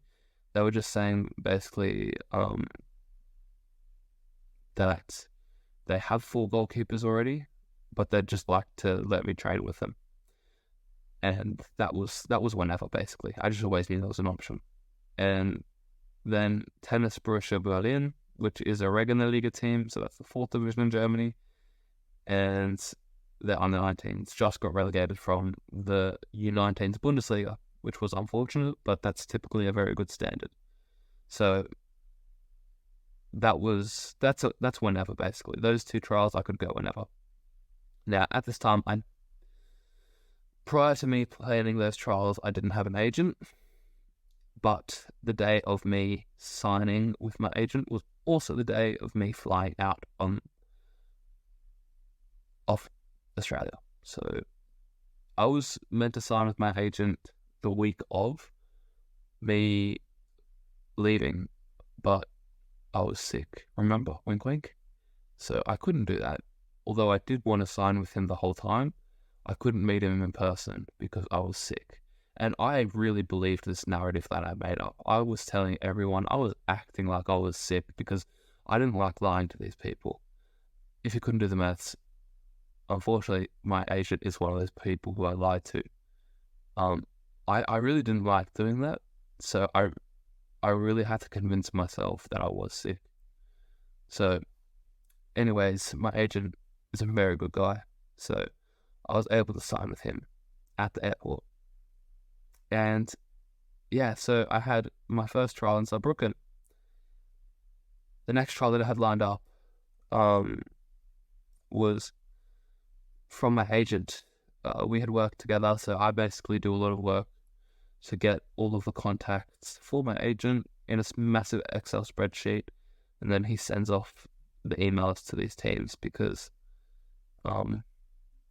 he speaks on behalf of me. I guess a better way to describe my agent would just be he's more of a manager and someone who represents me. Because I think when people refer to an agent, they refer to someone who I guess is doing all the work for them, where my guy he's just speaking on behalf of me, he's representing me, and he helps me with all of the contract negotiation stuff. So very good guy, but probably not your typical football agent. So yeah, we worked together. The next trial that I had lined up with a professional team. So at this time, I had been trialing with a local team who plays in the 4th division in Germany. They're literally the town next to Bad Königshofen where I was staying, and still am staying, and where I'm videoing right now from. So this team was called TSV Albstadt, and they were a Regionalliga team. They had been in the Regionalliga for quite some time, not too wealthy, but a very good standard in the first team. So I was with the under-19s in the first session. Honestly, I could have played at this level maybe 3 years ago when I was first starting out. This level was a joke. It really annoyed me. At the level of their quality, basically. But I think that they don't take it seriously at that low level. So it's not on them. It's more on me. And obviously they're gonna want to sign me. Like, they'd be idiots if they didn't, because I was that much better than them. But what really annoyed me is that they want me to sign with the under-19s team, and I don't know when I'm gonna be listening back to this. I might have signed there, and if I have, then I'm not in a great place right now. Like, I'm playing for a pretty bad team, and it means that all of the trials that I had were unsuccessful. Not that they have been unsuccessful. I've been good enough for almost every single team that I've been on trial with, but because of accommodation or visa problems, I might have to sign with Albstadt. Now, they want me to play for the under-19s. The second team, who I actually trained with a lot more than the under-19s, they play in the 8th division, which is also a very low league. Standard was horrible, and it was also a joke. You rock up to training, the players are smoking. After training, they drink beer together, and it's just a very typical German team. And I can't fault them because they don't want to do anything with football. They just play football for fun. But for me, I don't play football for fun. I didn't come to Germany to do that. They didn't come to Germany to do that either. They came to Germany to live their life and play football for fun. So I can't blame them for that. I can only blame myself for not being good enough. So that's my situation there. And then I was able to train with the first team a bit, but they had 3 goalkeepers in the first team, and unfortunately all of them were quite old. So that's a difficult thing for me, because typically in a first team you kind of have a young goalkeeper, but their young goalkeeper's like 20 something. So unfortunately I can't play with the first team because they've got 3 keepers. So they've got one keeper who's 23, one keeper who I think is 20, and then the other one is 27. And their first keeper is the 23-year-old, second keeper is the 20-year-old, and their third keeper is the 28-year-old. So arguably I'm going up against the most experienced goalkeeper because we're fighting for that third position, but he had been in the club at the longest, so he's going to get that position. So I was training with the first team only once a week, I think. That standard was good. Good environment. Semi-professional football. You can't really expect too much, honestly. It was quite a fun time. The standard, as mentioned, was good level. But that's what you can expect from a 4th division team in Germany. They do quite well in the German 4th division as well. It's arguably the most competitive 4th division in Germany because it's split up into 5 regions, which is southwest, south, north, west, and maybe northeast. I honestly can't remember. Maybe it's only 4. I don't know. Anyways, so yeah, I was with the first team, but I don't think that I can ever play for the first team because there's too many goalkeepers ahead of me on contract. I don't know if I will. If I'm listening back if I'm listening back at this in a few months and I have done that and decided to play with Albstadt, then I really hope that I'm with the first team, because if I was with the first team, I'd play for Albstadt any day of the week, but I'm not, and that's why I'm still looking for a team. So, the next role I had lined up, I believe, and I might just check this because I can't remember, but I believe that through sending out a lot of emails, the next club I was with was Eintracht Frankfurt. Now, this opportunity was only a training opportunity, if that makes sense. So they have 5 goalkeepers that are in the under-19s team and are eligible for the under-19s team. So for me, going there, they told me that I could be the best goalkeeper in the world, but they still couldn't sign me. And I was okay with that because having Eintracht Frankfurt in my CV is a massive accomplishment. It's a massive. Oof, my English is not good.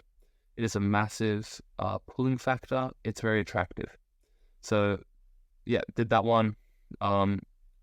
Hotel situation was horrible. So, I booked the hotel, and it was Frankfurt's a bit more expensive. I just went for the cheapest option, which I normally do anywhere. But I do it in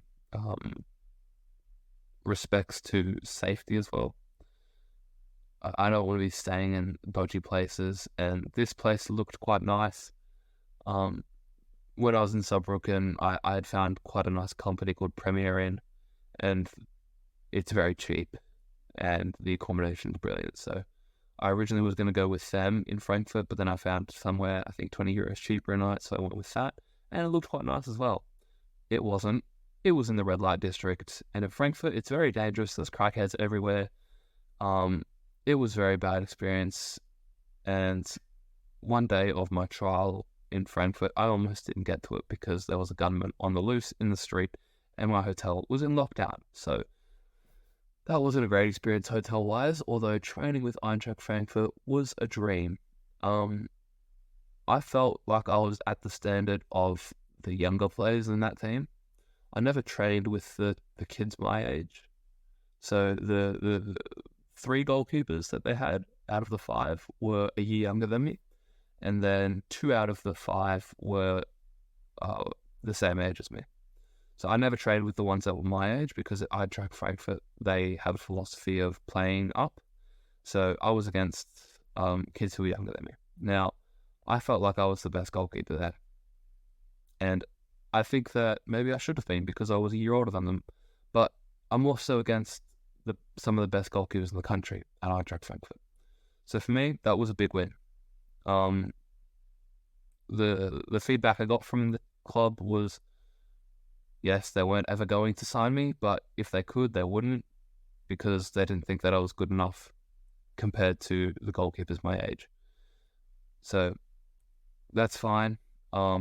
The biggest thing for me was that I was good enough for the under-19s of the team, because at another club in the Bundesliga who don't play their players up in age, I could probably play at that level.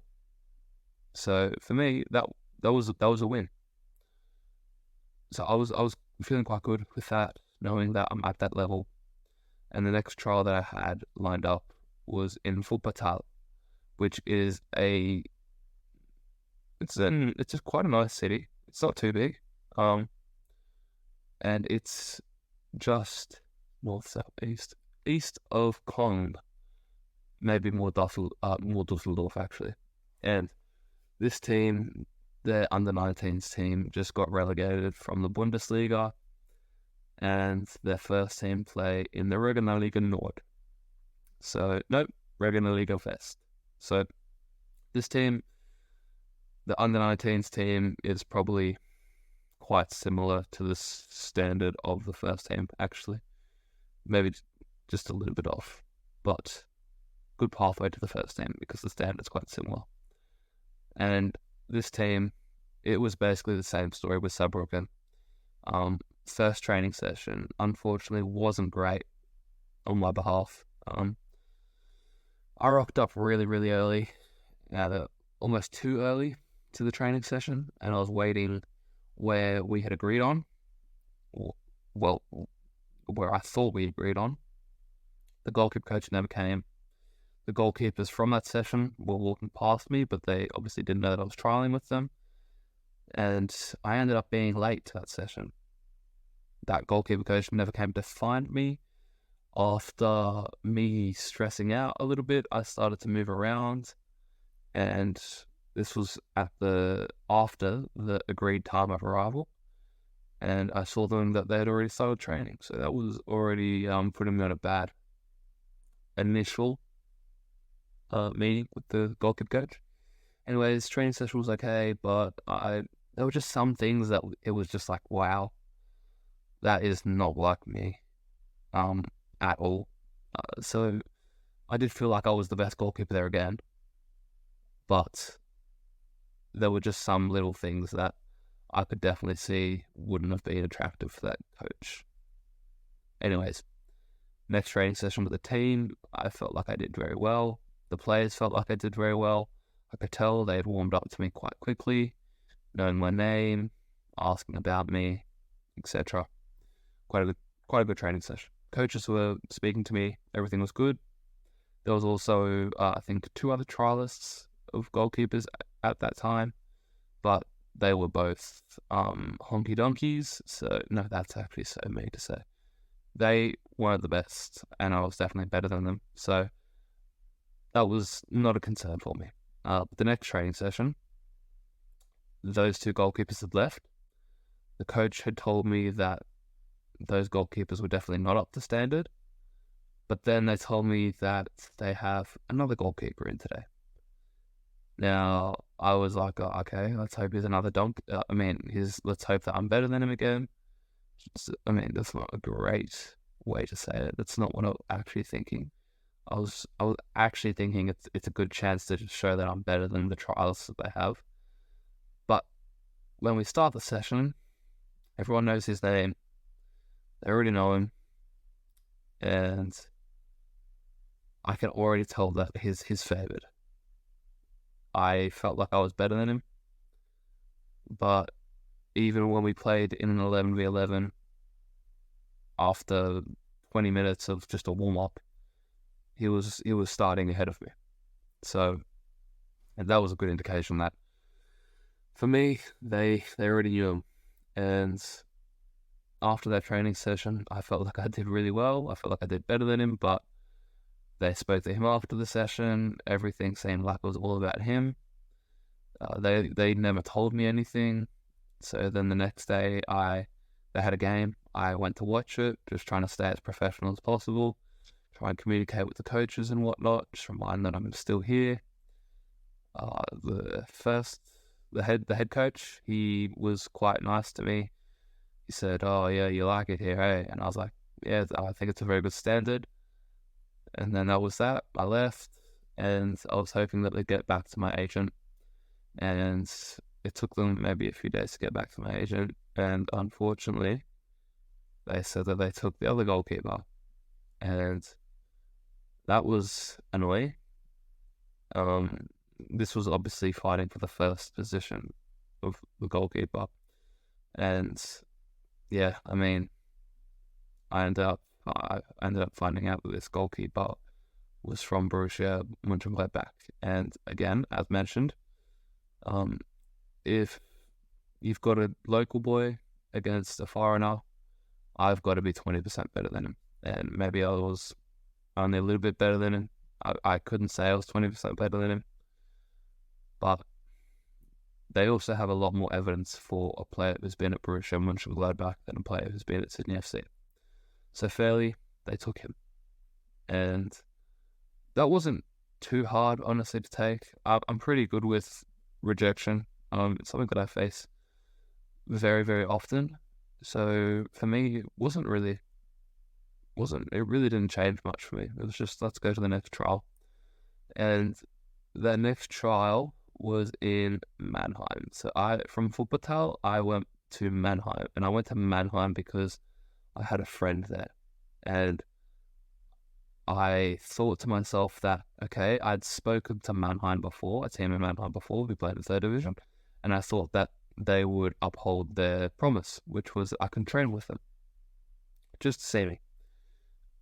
I thought that I'd be better than their goalkeepers, and I probably would be. But they didn't keep that promise.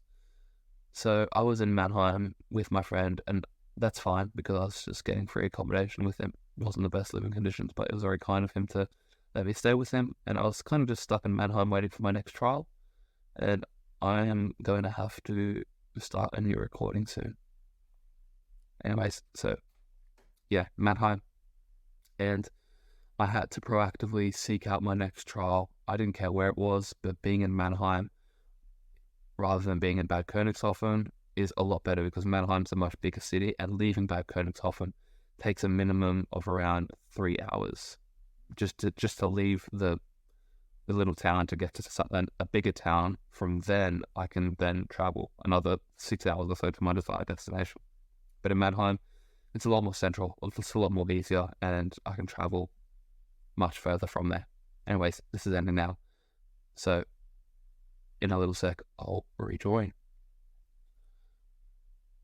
So now that I'm in Mannheim, I messaged a local team that played in the 6th division. I just did a trial form application. They literally knew nothing about me. I just mentioned that I was a goalkeeper. That was it. And I put in my birthday.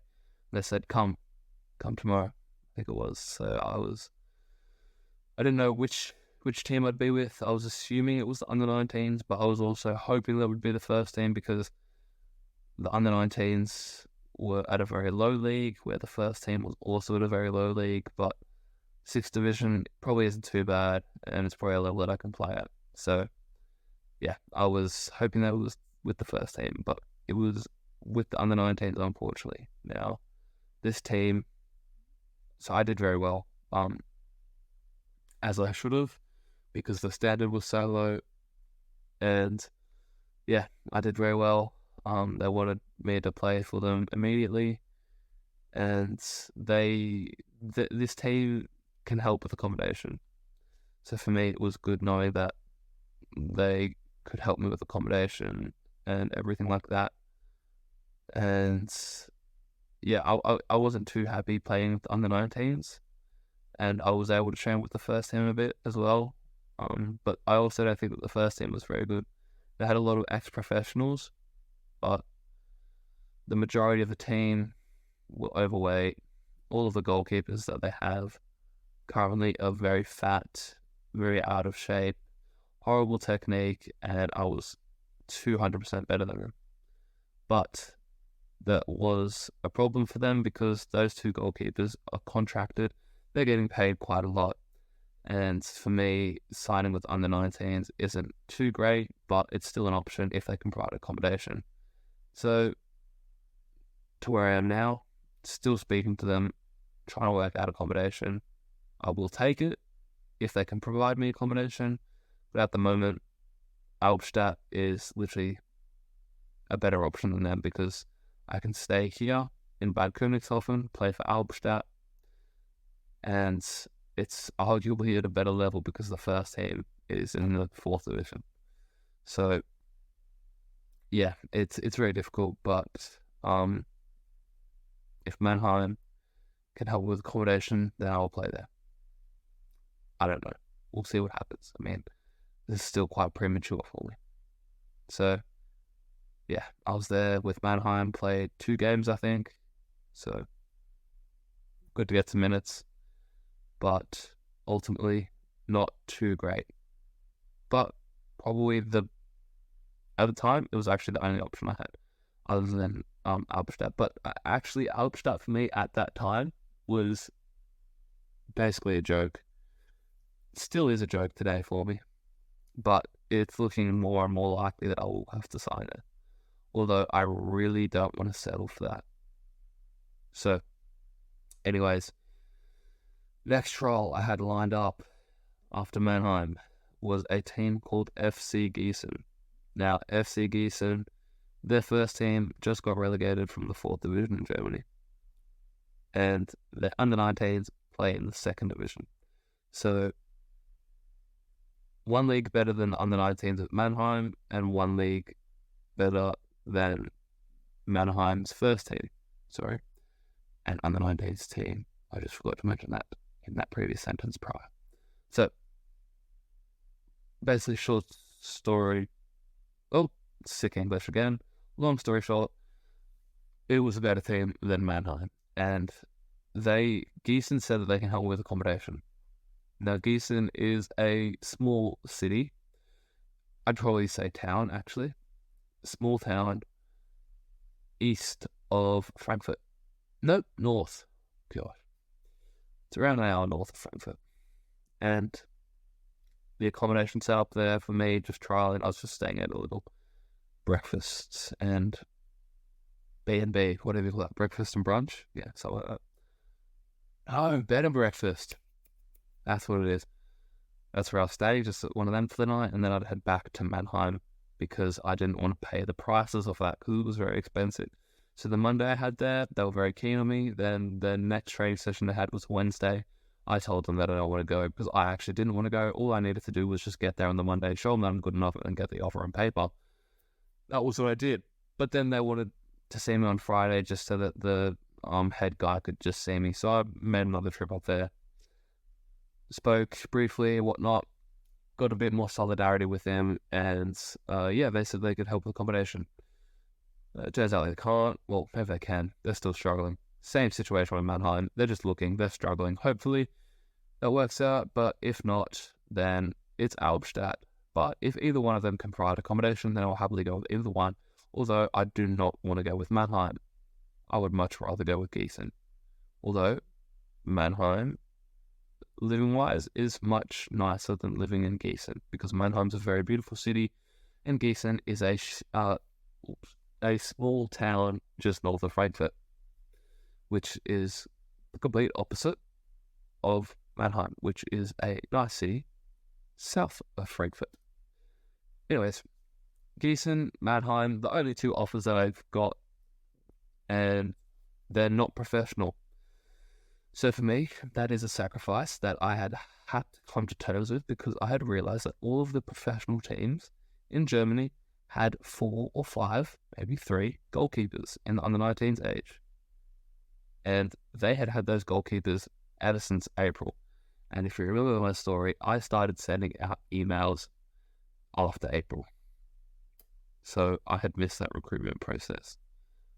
So the ideal time for me to go over to Germany would have been just before April, because that's when they're doing their trials for the next season. In the professional games, at least.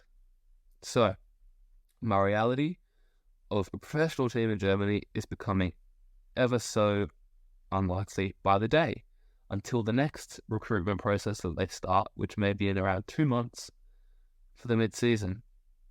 So, maybe I have to wait another 2 months until I can start trying at professional teams again. But until then, I might have to settle for a semi-pro team or a TSV Albstadt team. Anyways, that was difficult. So I spent a week back in Bad Königshofen. I really hate going from trial to trial because it stuffs up my whole routine. The training is just absolutely horrendous during that. I'm literally doing hotel sessions, doing the same session every single day, pretty much. Going from gym to gym because I'm trying to do free trials at every single gym so I don't have to pay for one. And yeah, not ideal at all. I really hate trialing, going from place to place. Don't get me wrong, it's probably a bad way to say it. I actually really like trialing for teams, but the whole process of it, of finding accommodation, booking hotels, getting there, and then just finding out that the team can't have me in the end because of reasons that I can't necessarily control. That's really annoying. So on average, I'd say that I spend around 800 Australian dollars each trial, taking into account for food, travel, and accommodation. So yeah, trialing is very expensive for me, and then also expensive time-wise because it's taking out a whole week, and yeah, it's not great, and it just stuffs up my whole training regime. Yeah, that's the word, regime. And I hate that because for me, I'm all about consistency of schedule and routine, basically. So back in Bad Königshofen, that week that I had back, it was amazing. It was probably one of the best weeks I've had, and my training was really good. Everything was the exact same. If you look at my Whoop, oh my gosh, it was probably the best week that I ever had on Whoop. Literally, you can see my sleep consistency was like My sleep consistency was like almost perfect every single day. My strain was like the exact same every single day. My recovery was like the exact same every single day, I think. Like everything was just great. And I love saying that. So then the next week, I'm off to Belgium. And that came quite sudden. During that week, I worked on attaining emails from surrounding countries of Germany, because the reason why Germany has so many goalkeepers in the team and do their recruitment process so early is because goalkeeping is a very, very competitive position in Germany. And as I mentioned in the first episode of this, I'd say the German goalkeepers are the best in the world, and that shows, and it has to come from somewhere, and I believe that's their development. So it's very competitive, and that is proven because I still haven't found a club, even though I can play at the level, even though I'm good enough, everything like that. I just have to find that right team with that availability at that right time, which is probably a lot easier in other countries. So that was my reasoning for emailing other teams in surrounding countries. Anyways, I'm off to Belgium, and I was doing some the night before because it came very suddenly, and that's basically what all of my trials are like, by the way. So doing things the night before, it makes travel costs a lot more expensive. So Deutsche Bahn, everything is excess €200, because you're also forced to pay first class prices because there's no tickets left in regular class. And then also accommodation is a lot harder to find and typically more expensive. So I had to settle for a place actually not even in the city of where the trial was. Not a massive problem because Belgium's quite small, but I ended up staying in Brussels, and I was trialing in a neighboring city called Leuven, and I had to stay in a youth hostel because in Leuven, every single accommodation that I was looking at was booked out, sold out, and it was not possible. So, yep, I stayed in Brussels, and similar situation there. The only hotels that I could actually get, other than Ibis, which was a little bit too expensive for me, was a youth hostel, and that was fine. This youth hostel was very modern, quite nice, and yeah, it was nice. Quite a good youth hostel actually. So I stayed there, traveling into the neighboring city of Leuven. I think my first 3 days there, I was meant to have a trial, but they ended up having a game rescheduled. So first 3 days there, I was just training by myself basically in the youth hostel. And yeah, it was okay, whatever. Not ideal, but I had to make do. And then my first training session with the team, I actually started off really, really poorly with the goalkeepers. Something I still have to work on is when I'm competing against goalkeepers at a very similar level to me. I tend to hide, unfortunately. When there's goalkeepers who are much better than me, I tend to thrive. And then also when there's goalkeepers much worse than me, I tend to thrive. But when there's goalkeepers who are at a very similar level, I tend to hide a little bit. Now, I don't know why that is, but it's something that I'm working on a lot. Because I've realized that it's something that is quite detrimental. But that was okay because I still had time in my training session left, you know? I wasn't just there for the goalkeeping part. And I had time to show it in team training. And I was like, okay, that's fine. Now it's more direct and I'm competing directly against the other goalkeeper, but there's a team in front of me. Now, there's a lot more variables that could happen. I could have a horrible team and now I'm completely exposed. And that mental weakness is making me seem like a huge fraud. Thankfully, I rose up to the situation and I played very, very well. My team also was quite good, but so was the other team. Now for me, I'm looking at the standard of this club and this team. Facilities were amazing. Partner club with Leicester City, and everything was looking good. I did really well in that training session. The players liked me, coaches liked me. Maybe the goalkeeper coach didn't like me too much after the initial poor start, but he watched me in team training and he realized that I definitely had some qualities about me. And yeah, it was really good. And then the next session I had, because maybe 2 days later, this was on my birthday, and really good session.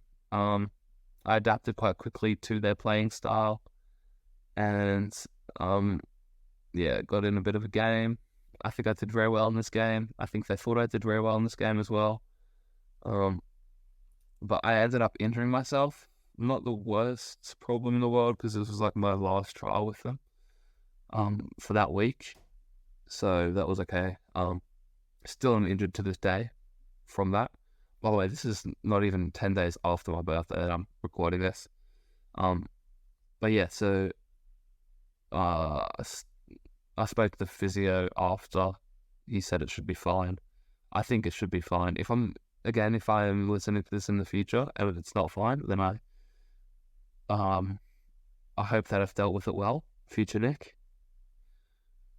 But that was what happened, and I was completely ignorant to the injury previously, and in fact, I did a big training session today. So, if I have injured myself, future Nick, blame yourself. There's no one else to blame. It was all your fault, but that's fine, because I will learn from that, and I will never do that again. So, I needed to make this mistake right now. But if there was no mistake, and it was fine, then good on you, because you gave your best with what you had.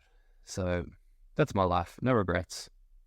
And anyways, with this losing team, they wanted me to be back there next week. So I booked accommodation again for the next 2 days, because football can be crazy sometimes. And I always know that I can't really book ahead for too much. So I made the right decision by booking for 2 days. And if I needed to stay longer, then I can just rebook. And that was no problem, because that's what I was actually doing anyways already, because my original plan was to leave on I think the Thursday maybe, and they wanted me there on the Friday, so I just had to book again for another few days. And then after that booking finished, I was assuming that I'd be there for the next week as well, so I rebooked from Monday, just doing 2 days at a time basically, so that was fine. Then on that Sunday they call, and the painful phone call of, so in long story short, oh my gosh, long story short, I actually said that. Oh my days. Long story short, I'm at that level, but they can't give me what I deserve. Now, that one hurts, but it doesn't hurt at the same time, because it's quite a confidence booster. Now, not that I believe in external confidence, that doesn't give me any more confidence because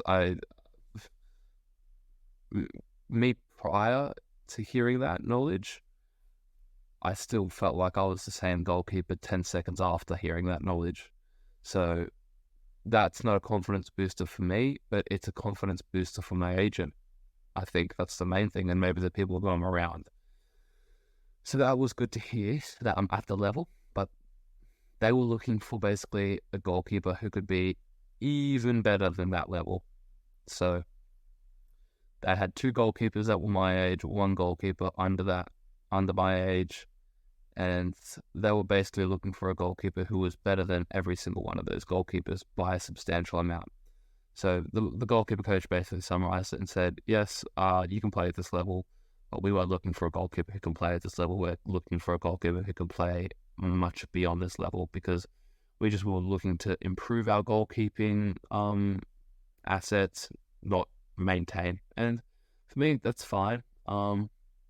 It's not great, but I mean, if I could go to another club and they were just looking for a goalkeeper at that age, then I'm good enough. That's all I need to hear.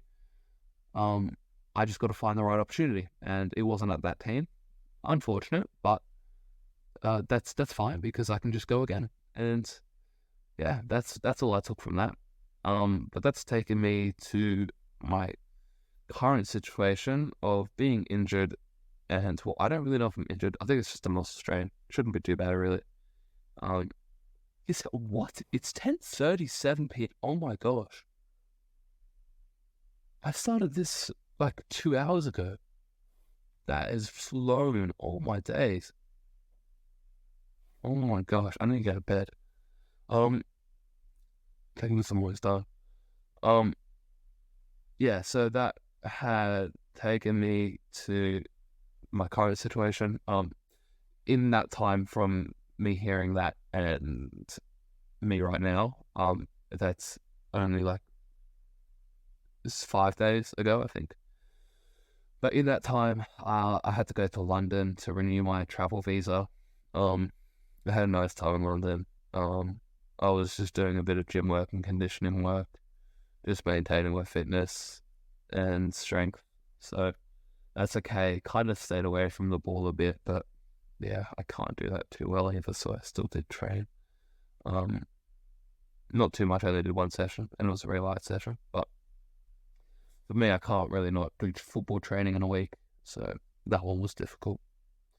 But yeah, London was nice, had a good time, got to see, got to walk.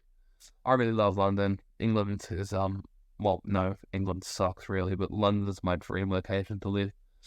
And I know a lot about London, so it was a really nice time in London. Nice little reset, not that it was a reset really, because I was still training and whatnot, but I was able to meet up with a friend, very close friend of mine, Jack McLaughlin, and yeah, he's a fantastic guy. That would have sounded so cocky if I said that out loud. Oh my days. Okay. He is a great guy, full stop.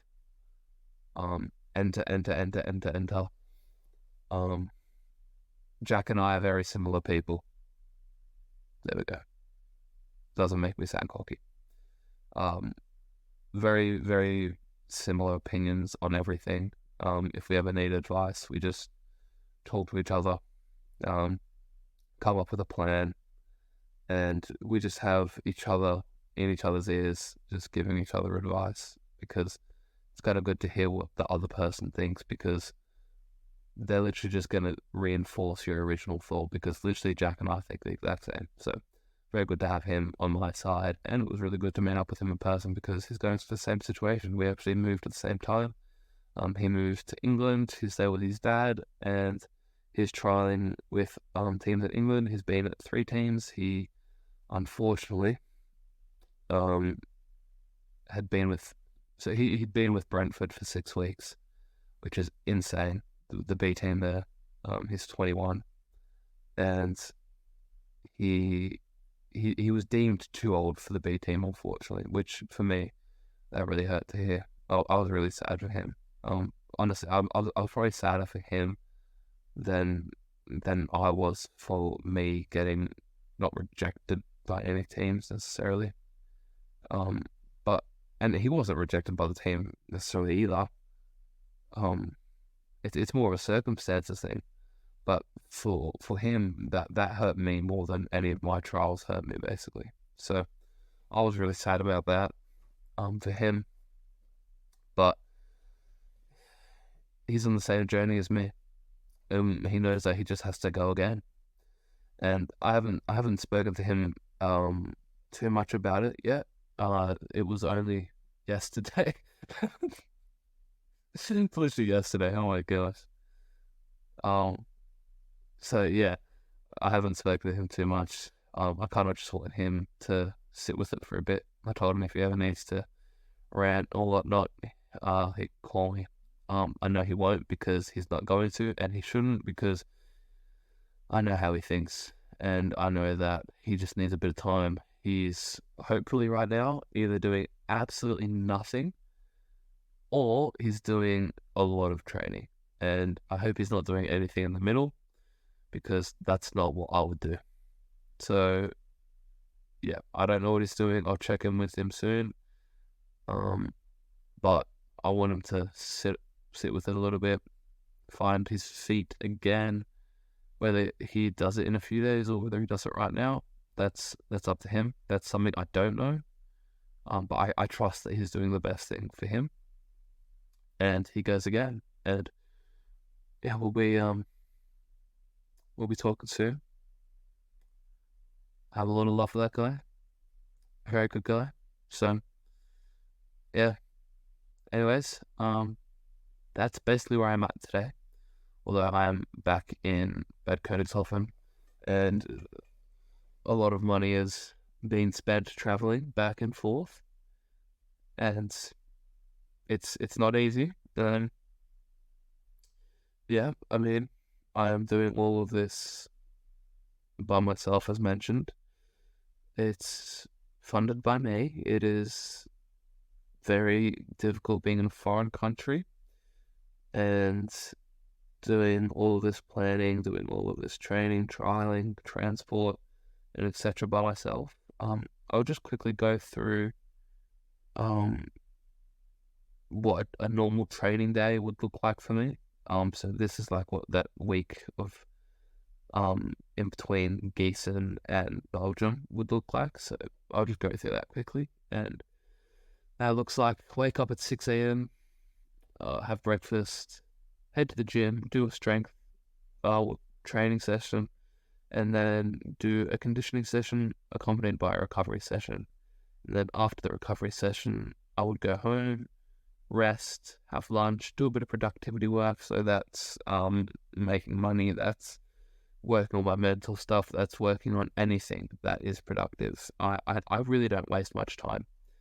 And then I would train again at around, I think, 3 p.m. is my time that I like to do. Sometimes it changes. Literally, it just depends what I do that first day. Whatever I do on that first Monday, I do for the rest of the week. I can't remember what it was for that week specifically, but I think it was around 3 p.m. I'd get another session in. And then I would do that every single day for that whole week. And then Sunday, I do absolutely nothing, ideally.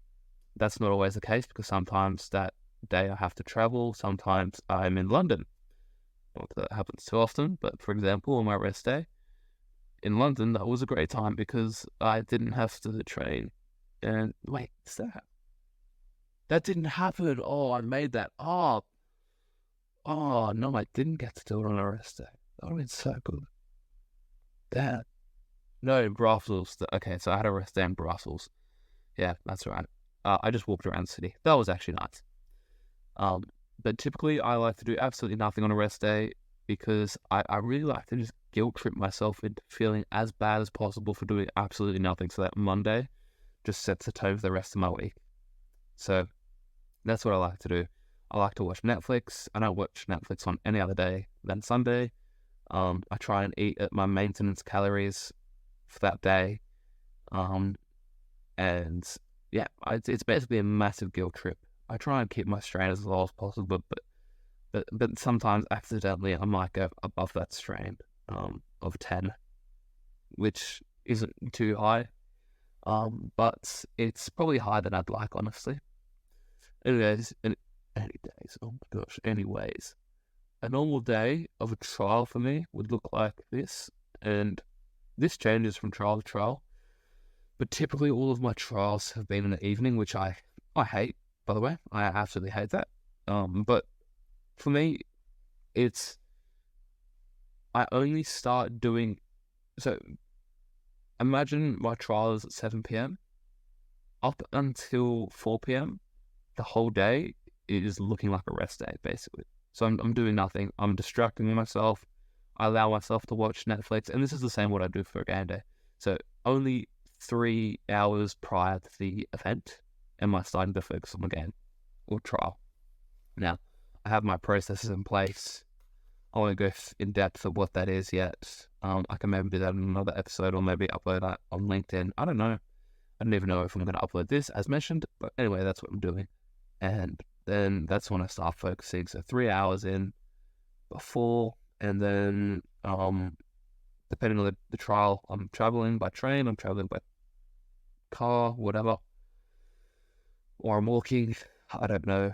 Depends on the session. And then let's say I finish at 9 p.m. Then I am back in the hotel or whatever by 10ish maybe. Yeah, it's not ideal. I hate going to bed that late, and I hate that I'm going to bed this late right now, but I did not plan on going this long, but I need to get it done, otherwise I'm going to forget. No, not forget to do it, but forget everything that I was hoping to say. So, yeah, that's what a normal trial day looks like, a normal day of travel. I always wake up very early because Deutsche Bahn is, it's reliable, but it's unreliable. So I make sure that I have enough time that if I completely mess up my travel, that I have enough time to get home by the end of the day. And that happened just yesterday, in fact. So I headed to Munich. Sorry, I was at Frankfurt from Brussels, and my train got moved to the next platform. And on that platform, a train to Munich, which is where my train was also heading, then got moved to another platform. So I moved to 2 platforms, and then the first platform that I moved to was actually where my train to Munich was going. So it's a coincidence that they were both going to Munich, but I followed it all the way across where I should have stayed. So I ended up in Stuttgart instead of Würzburg. So both going to Munich, except they took different routes. So instead of getting home at 2 p.m., I ended up getting home at around 8 p.m. So yes, it was good planning for myself, but a very unideal situation and execution of the plan. Now, I am very fortunate that that was the first mistake that I've made on Deutsche Bahn, because a lot of other people have made very, very more frequent and more costly mistakes than I have, that I've heard of. And it's very common for people to do that. So thankfully, it was non-costly. Well, no, it was costly because I lost a lot of time in my day.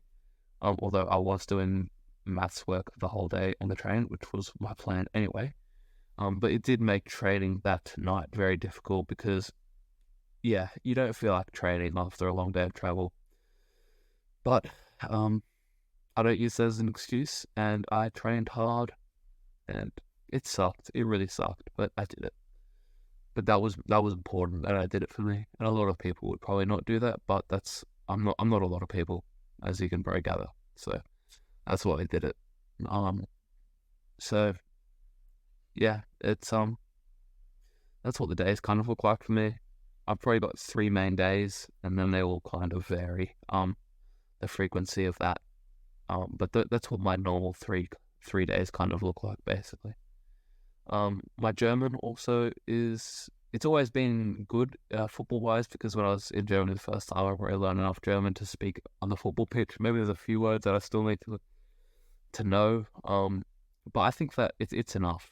And like at Eintracht Frankfurt, I was speaking on the pitch so well that the coaches who were speaking to me in English previously started speaking to me in German because they thought that I actually had good German this whole time. But little did they know, my conversational German is not very good. So I can speak a lot more German than I can understand. But I will start learning German after I finish my HSC, which is in 3 weeks. And then I can start focusing my time onto learning German, which is a big priority of mine, but not right now. Another thing I just wanted to quickly touch on was how many days of the week would I actually feel motivated to train? And this is something that I used to track on Whoop, but something I don't track anymore just because I really didn't see how this could actually affect my recovery score, as I would wake up with the recovery score already high or low. Well, I'd wake up with the recovery score already determined and then answer for the previous day what I felt like. So it didn't really work out too much for me. But yes, I'd say the last time I felt motivated to train, I can't tell you when that is. And that's not because it's so frequent, that's because it's so infrequent.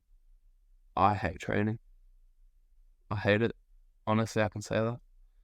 I hate pushing myself in the moment. It sucks. It feels horrible. I don't enjoy it. I don't think exercising is too fun. It's not fun for me. But what I absolutely love is knowing that I did it when I didn't want to. And today, I did not want to train. Last night, I did not want to train. But after that, after training, it just gives me a buzz. Like, it's addicting. And then when I see results, it's like, oh yeah, okay, it's working. So for me, when I get a little bit of momentum, that's when I start rolling. And I don't like to lose that momentum. That's difficult because trials then make you lose that momentum, and that's when I have those weeks in between a trial where it's just like, okay, this is where I get my momentum back.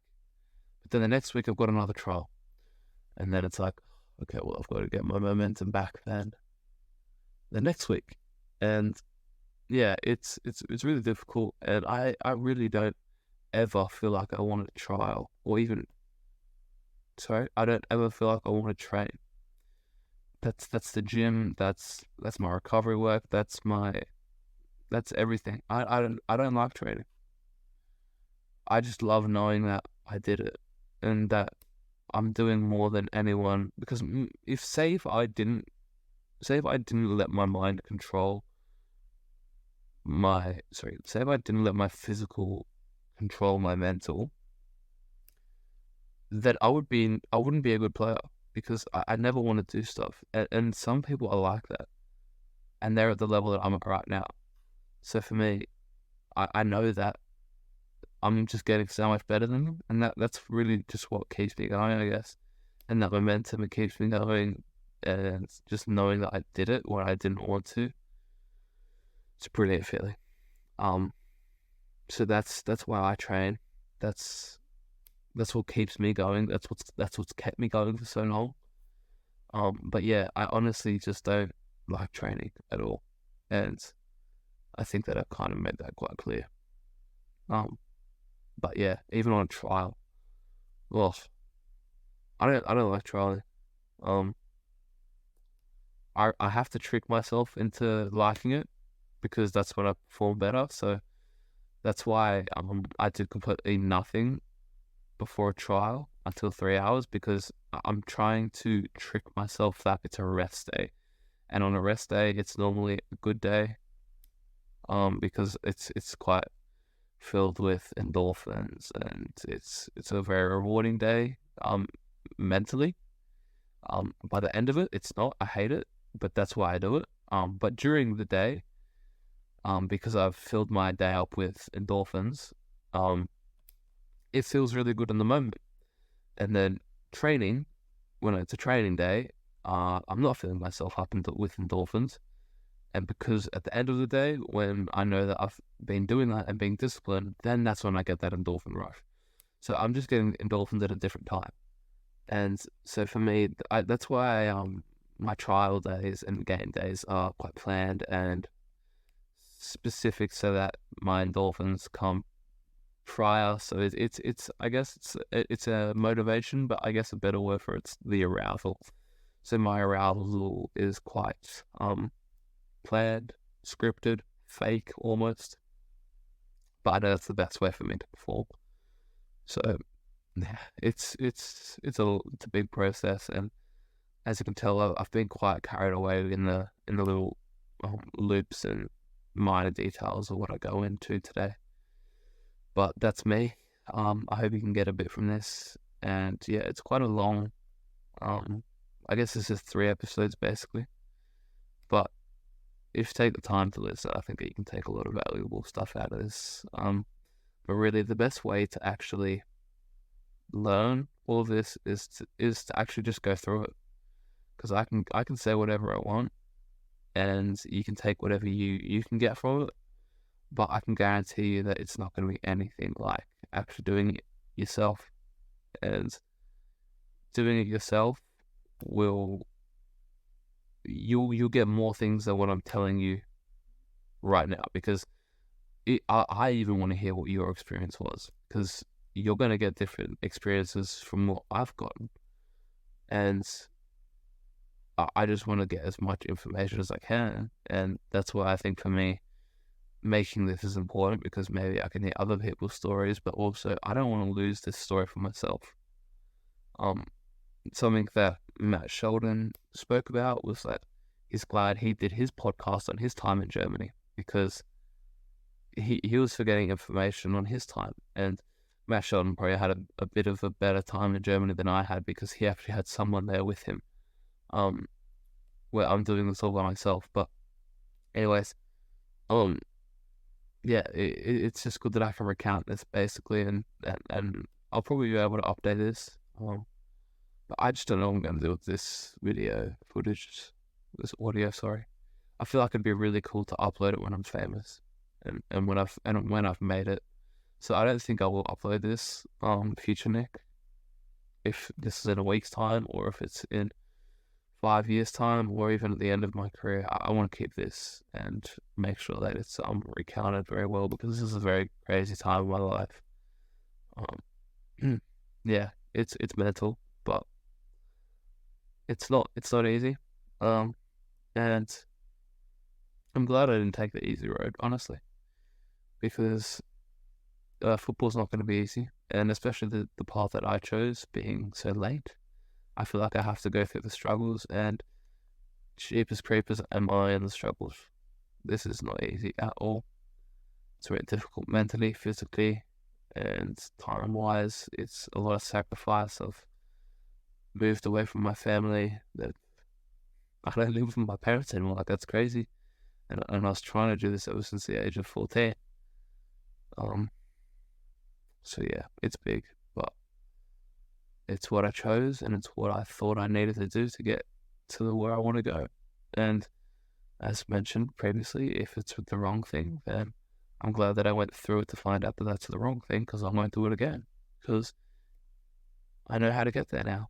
I'd say it's quite a very black and white way of thinking, and I've been told that's a very black and white way of thinking, but I don't see why that's a problem. So yeah, anyways, it's 11 p.m. now, so I really, really need to head to bed, because that's way too late for me. Thankfully tomorrow is a rest day, so I don't need to prioritize a schedule, but I do need to sleep now. So good night. I hope that was helpful for whoever is listening. I don't know. I mean, I want to make a YouTube channel in the future, so that one day, people can learn from how I did it. but I think that I have to make it first, because I can't do it without a bit of authority and a bit of I guess with a bit of authenticity and backing behind my career first. So yeah, we'll make it first, and then this will probably come out. So future Nick, 5 years down the road, 2 years down the road, I don't know when I'm going to be a professional, but I believe it will happen. Or even if I don't make it, I think it'll be really cool to send this, maybe show it to my kids one day. Even my parents, I don't know. We'll see what I do with this. Maybe I'll just share it with Tim.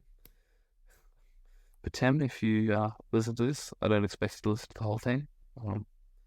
Although maybe you're a good guy, so I feel like you might actually listen to it. If you don't listen to the whole thing, then you're not going to hear this. So if you didn't, then you're not a real friend. But I know that you are a real friend, so I actually do back you to listen to this whole thing. So, anyways, good night. I am out.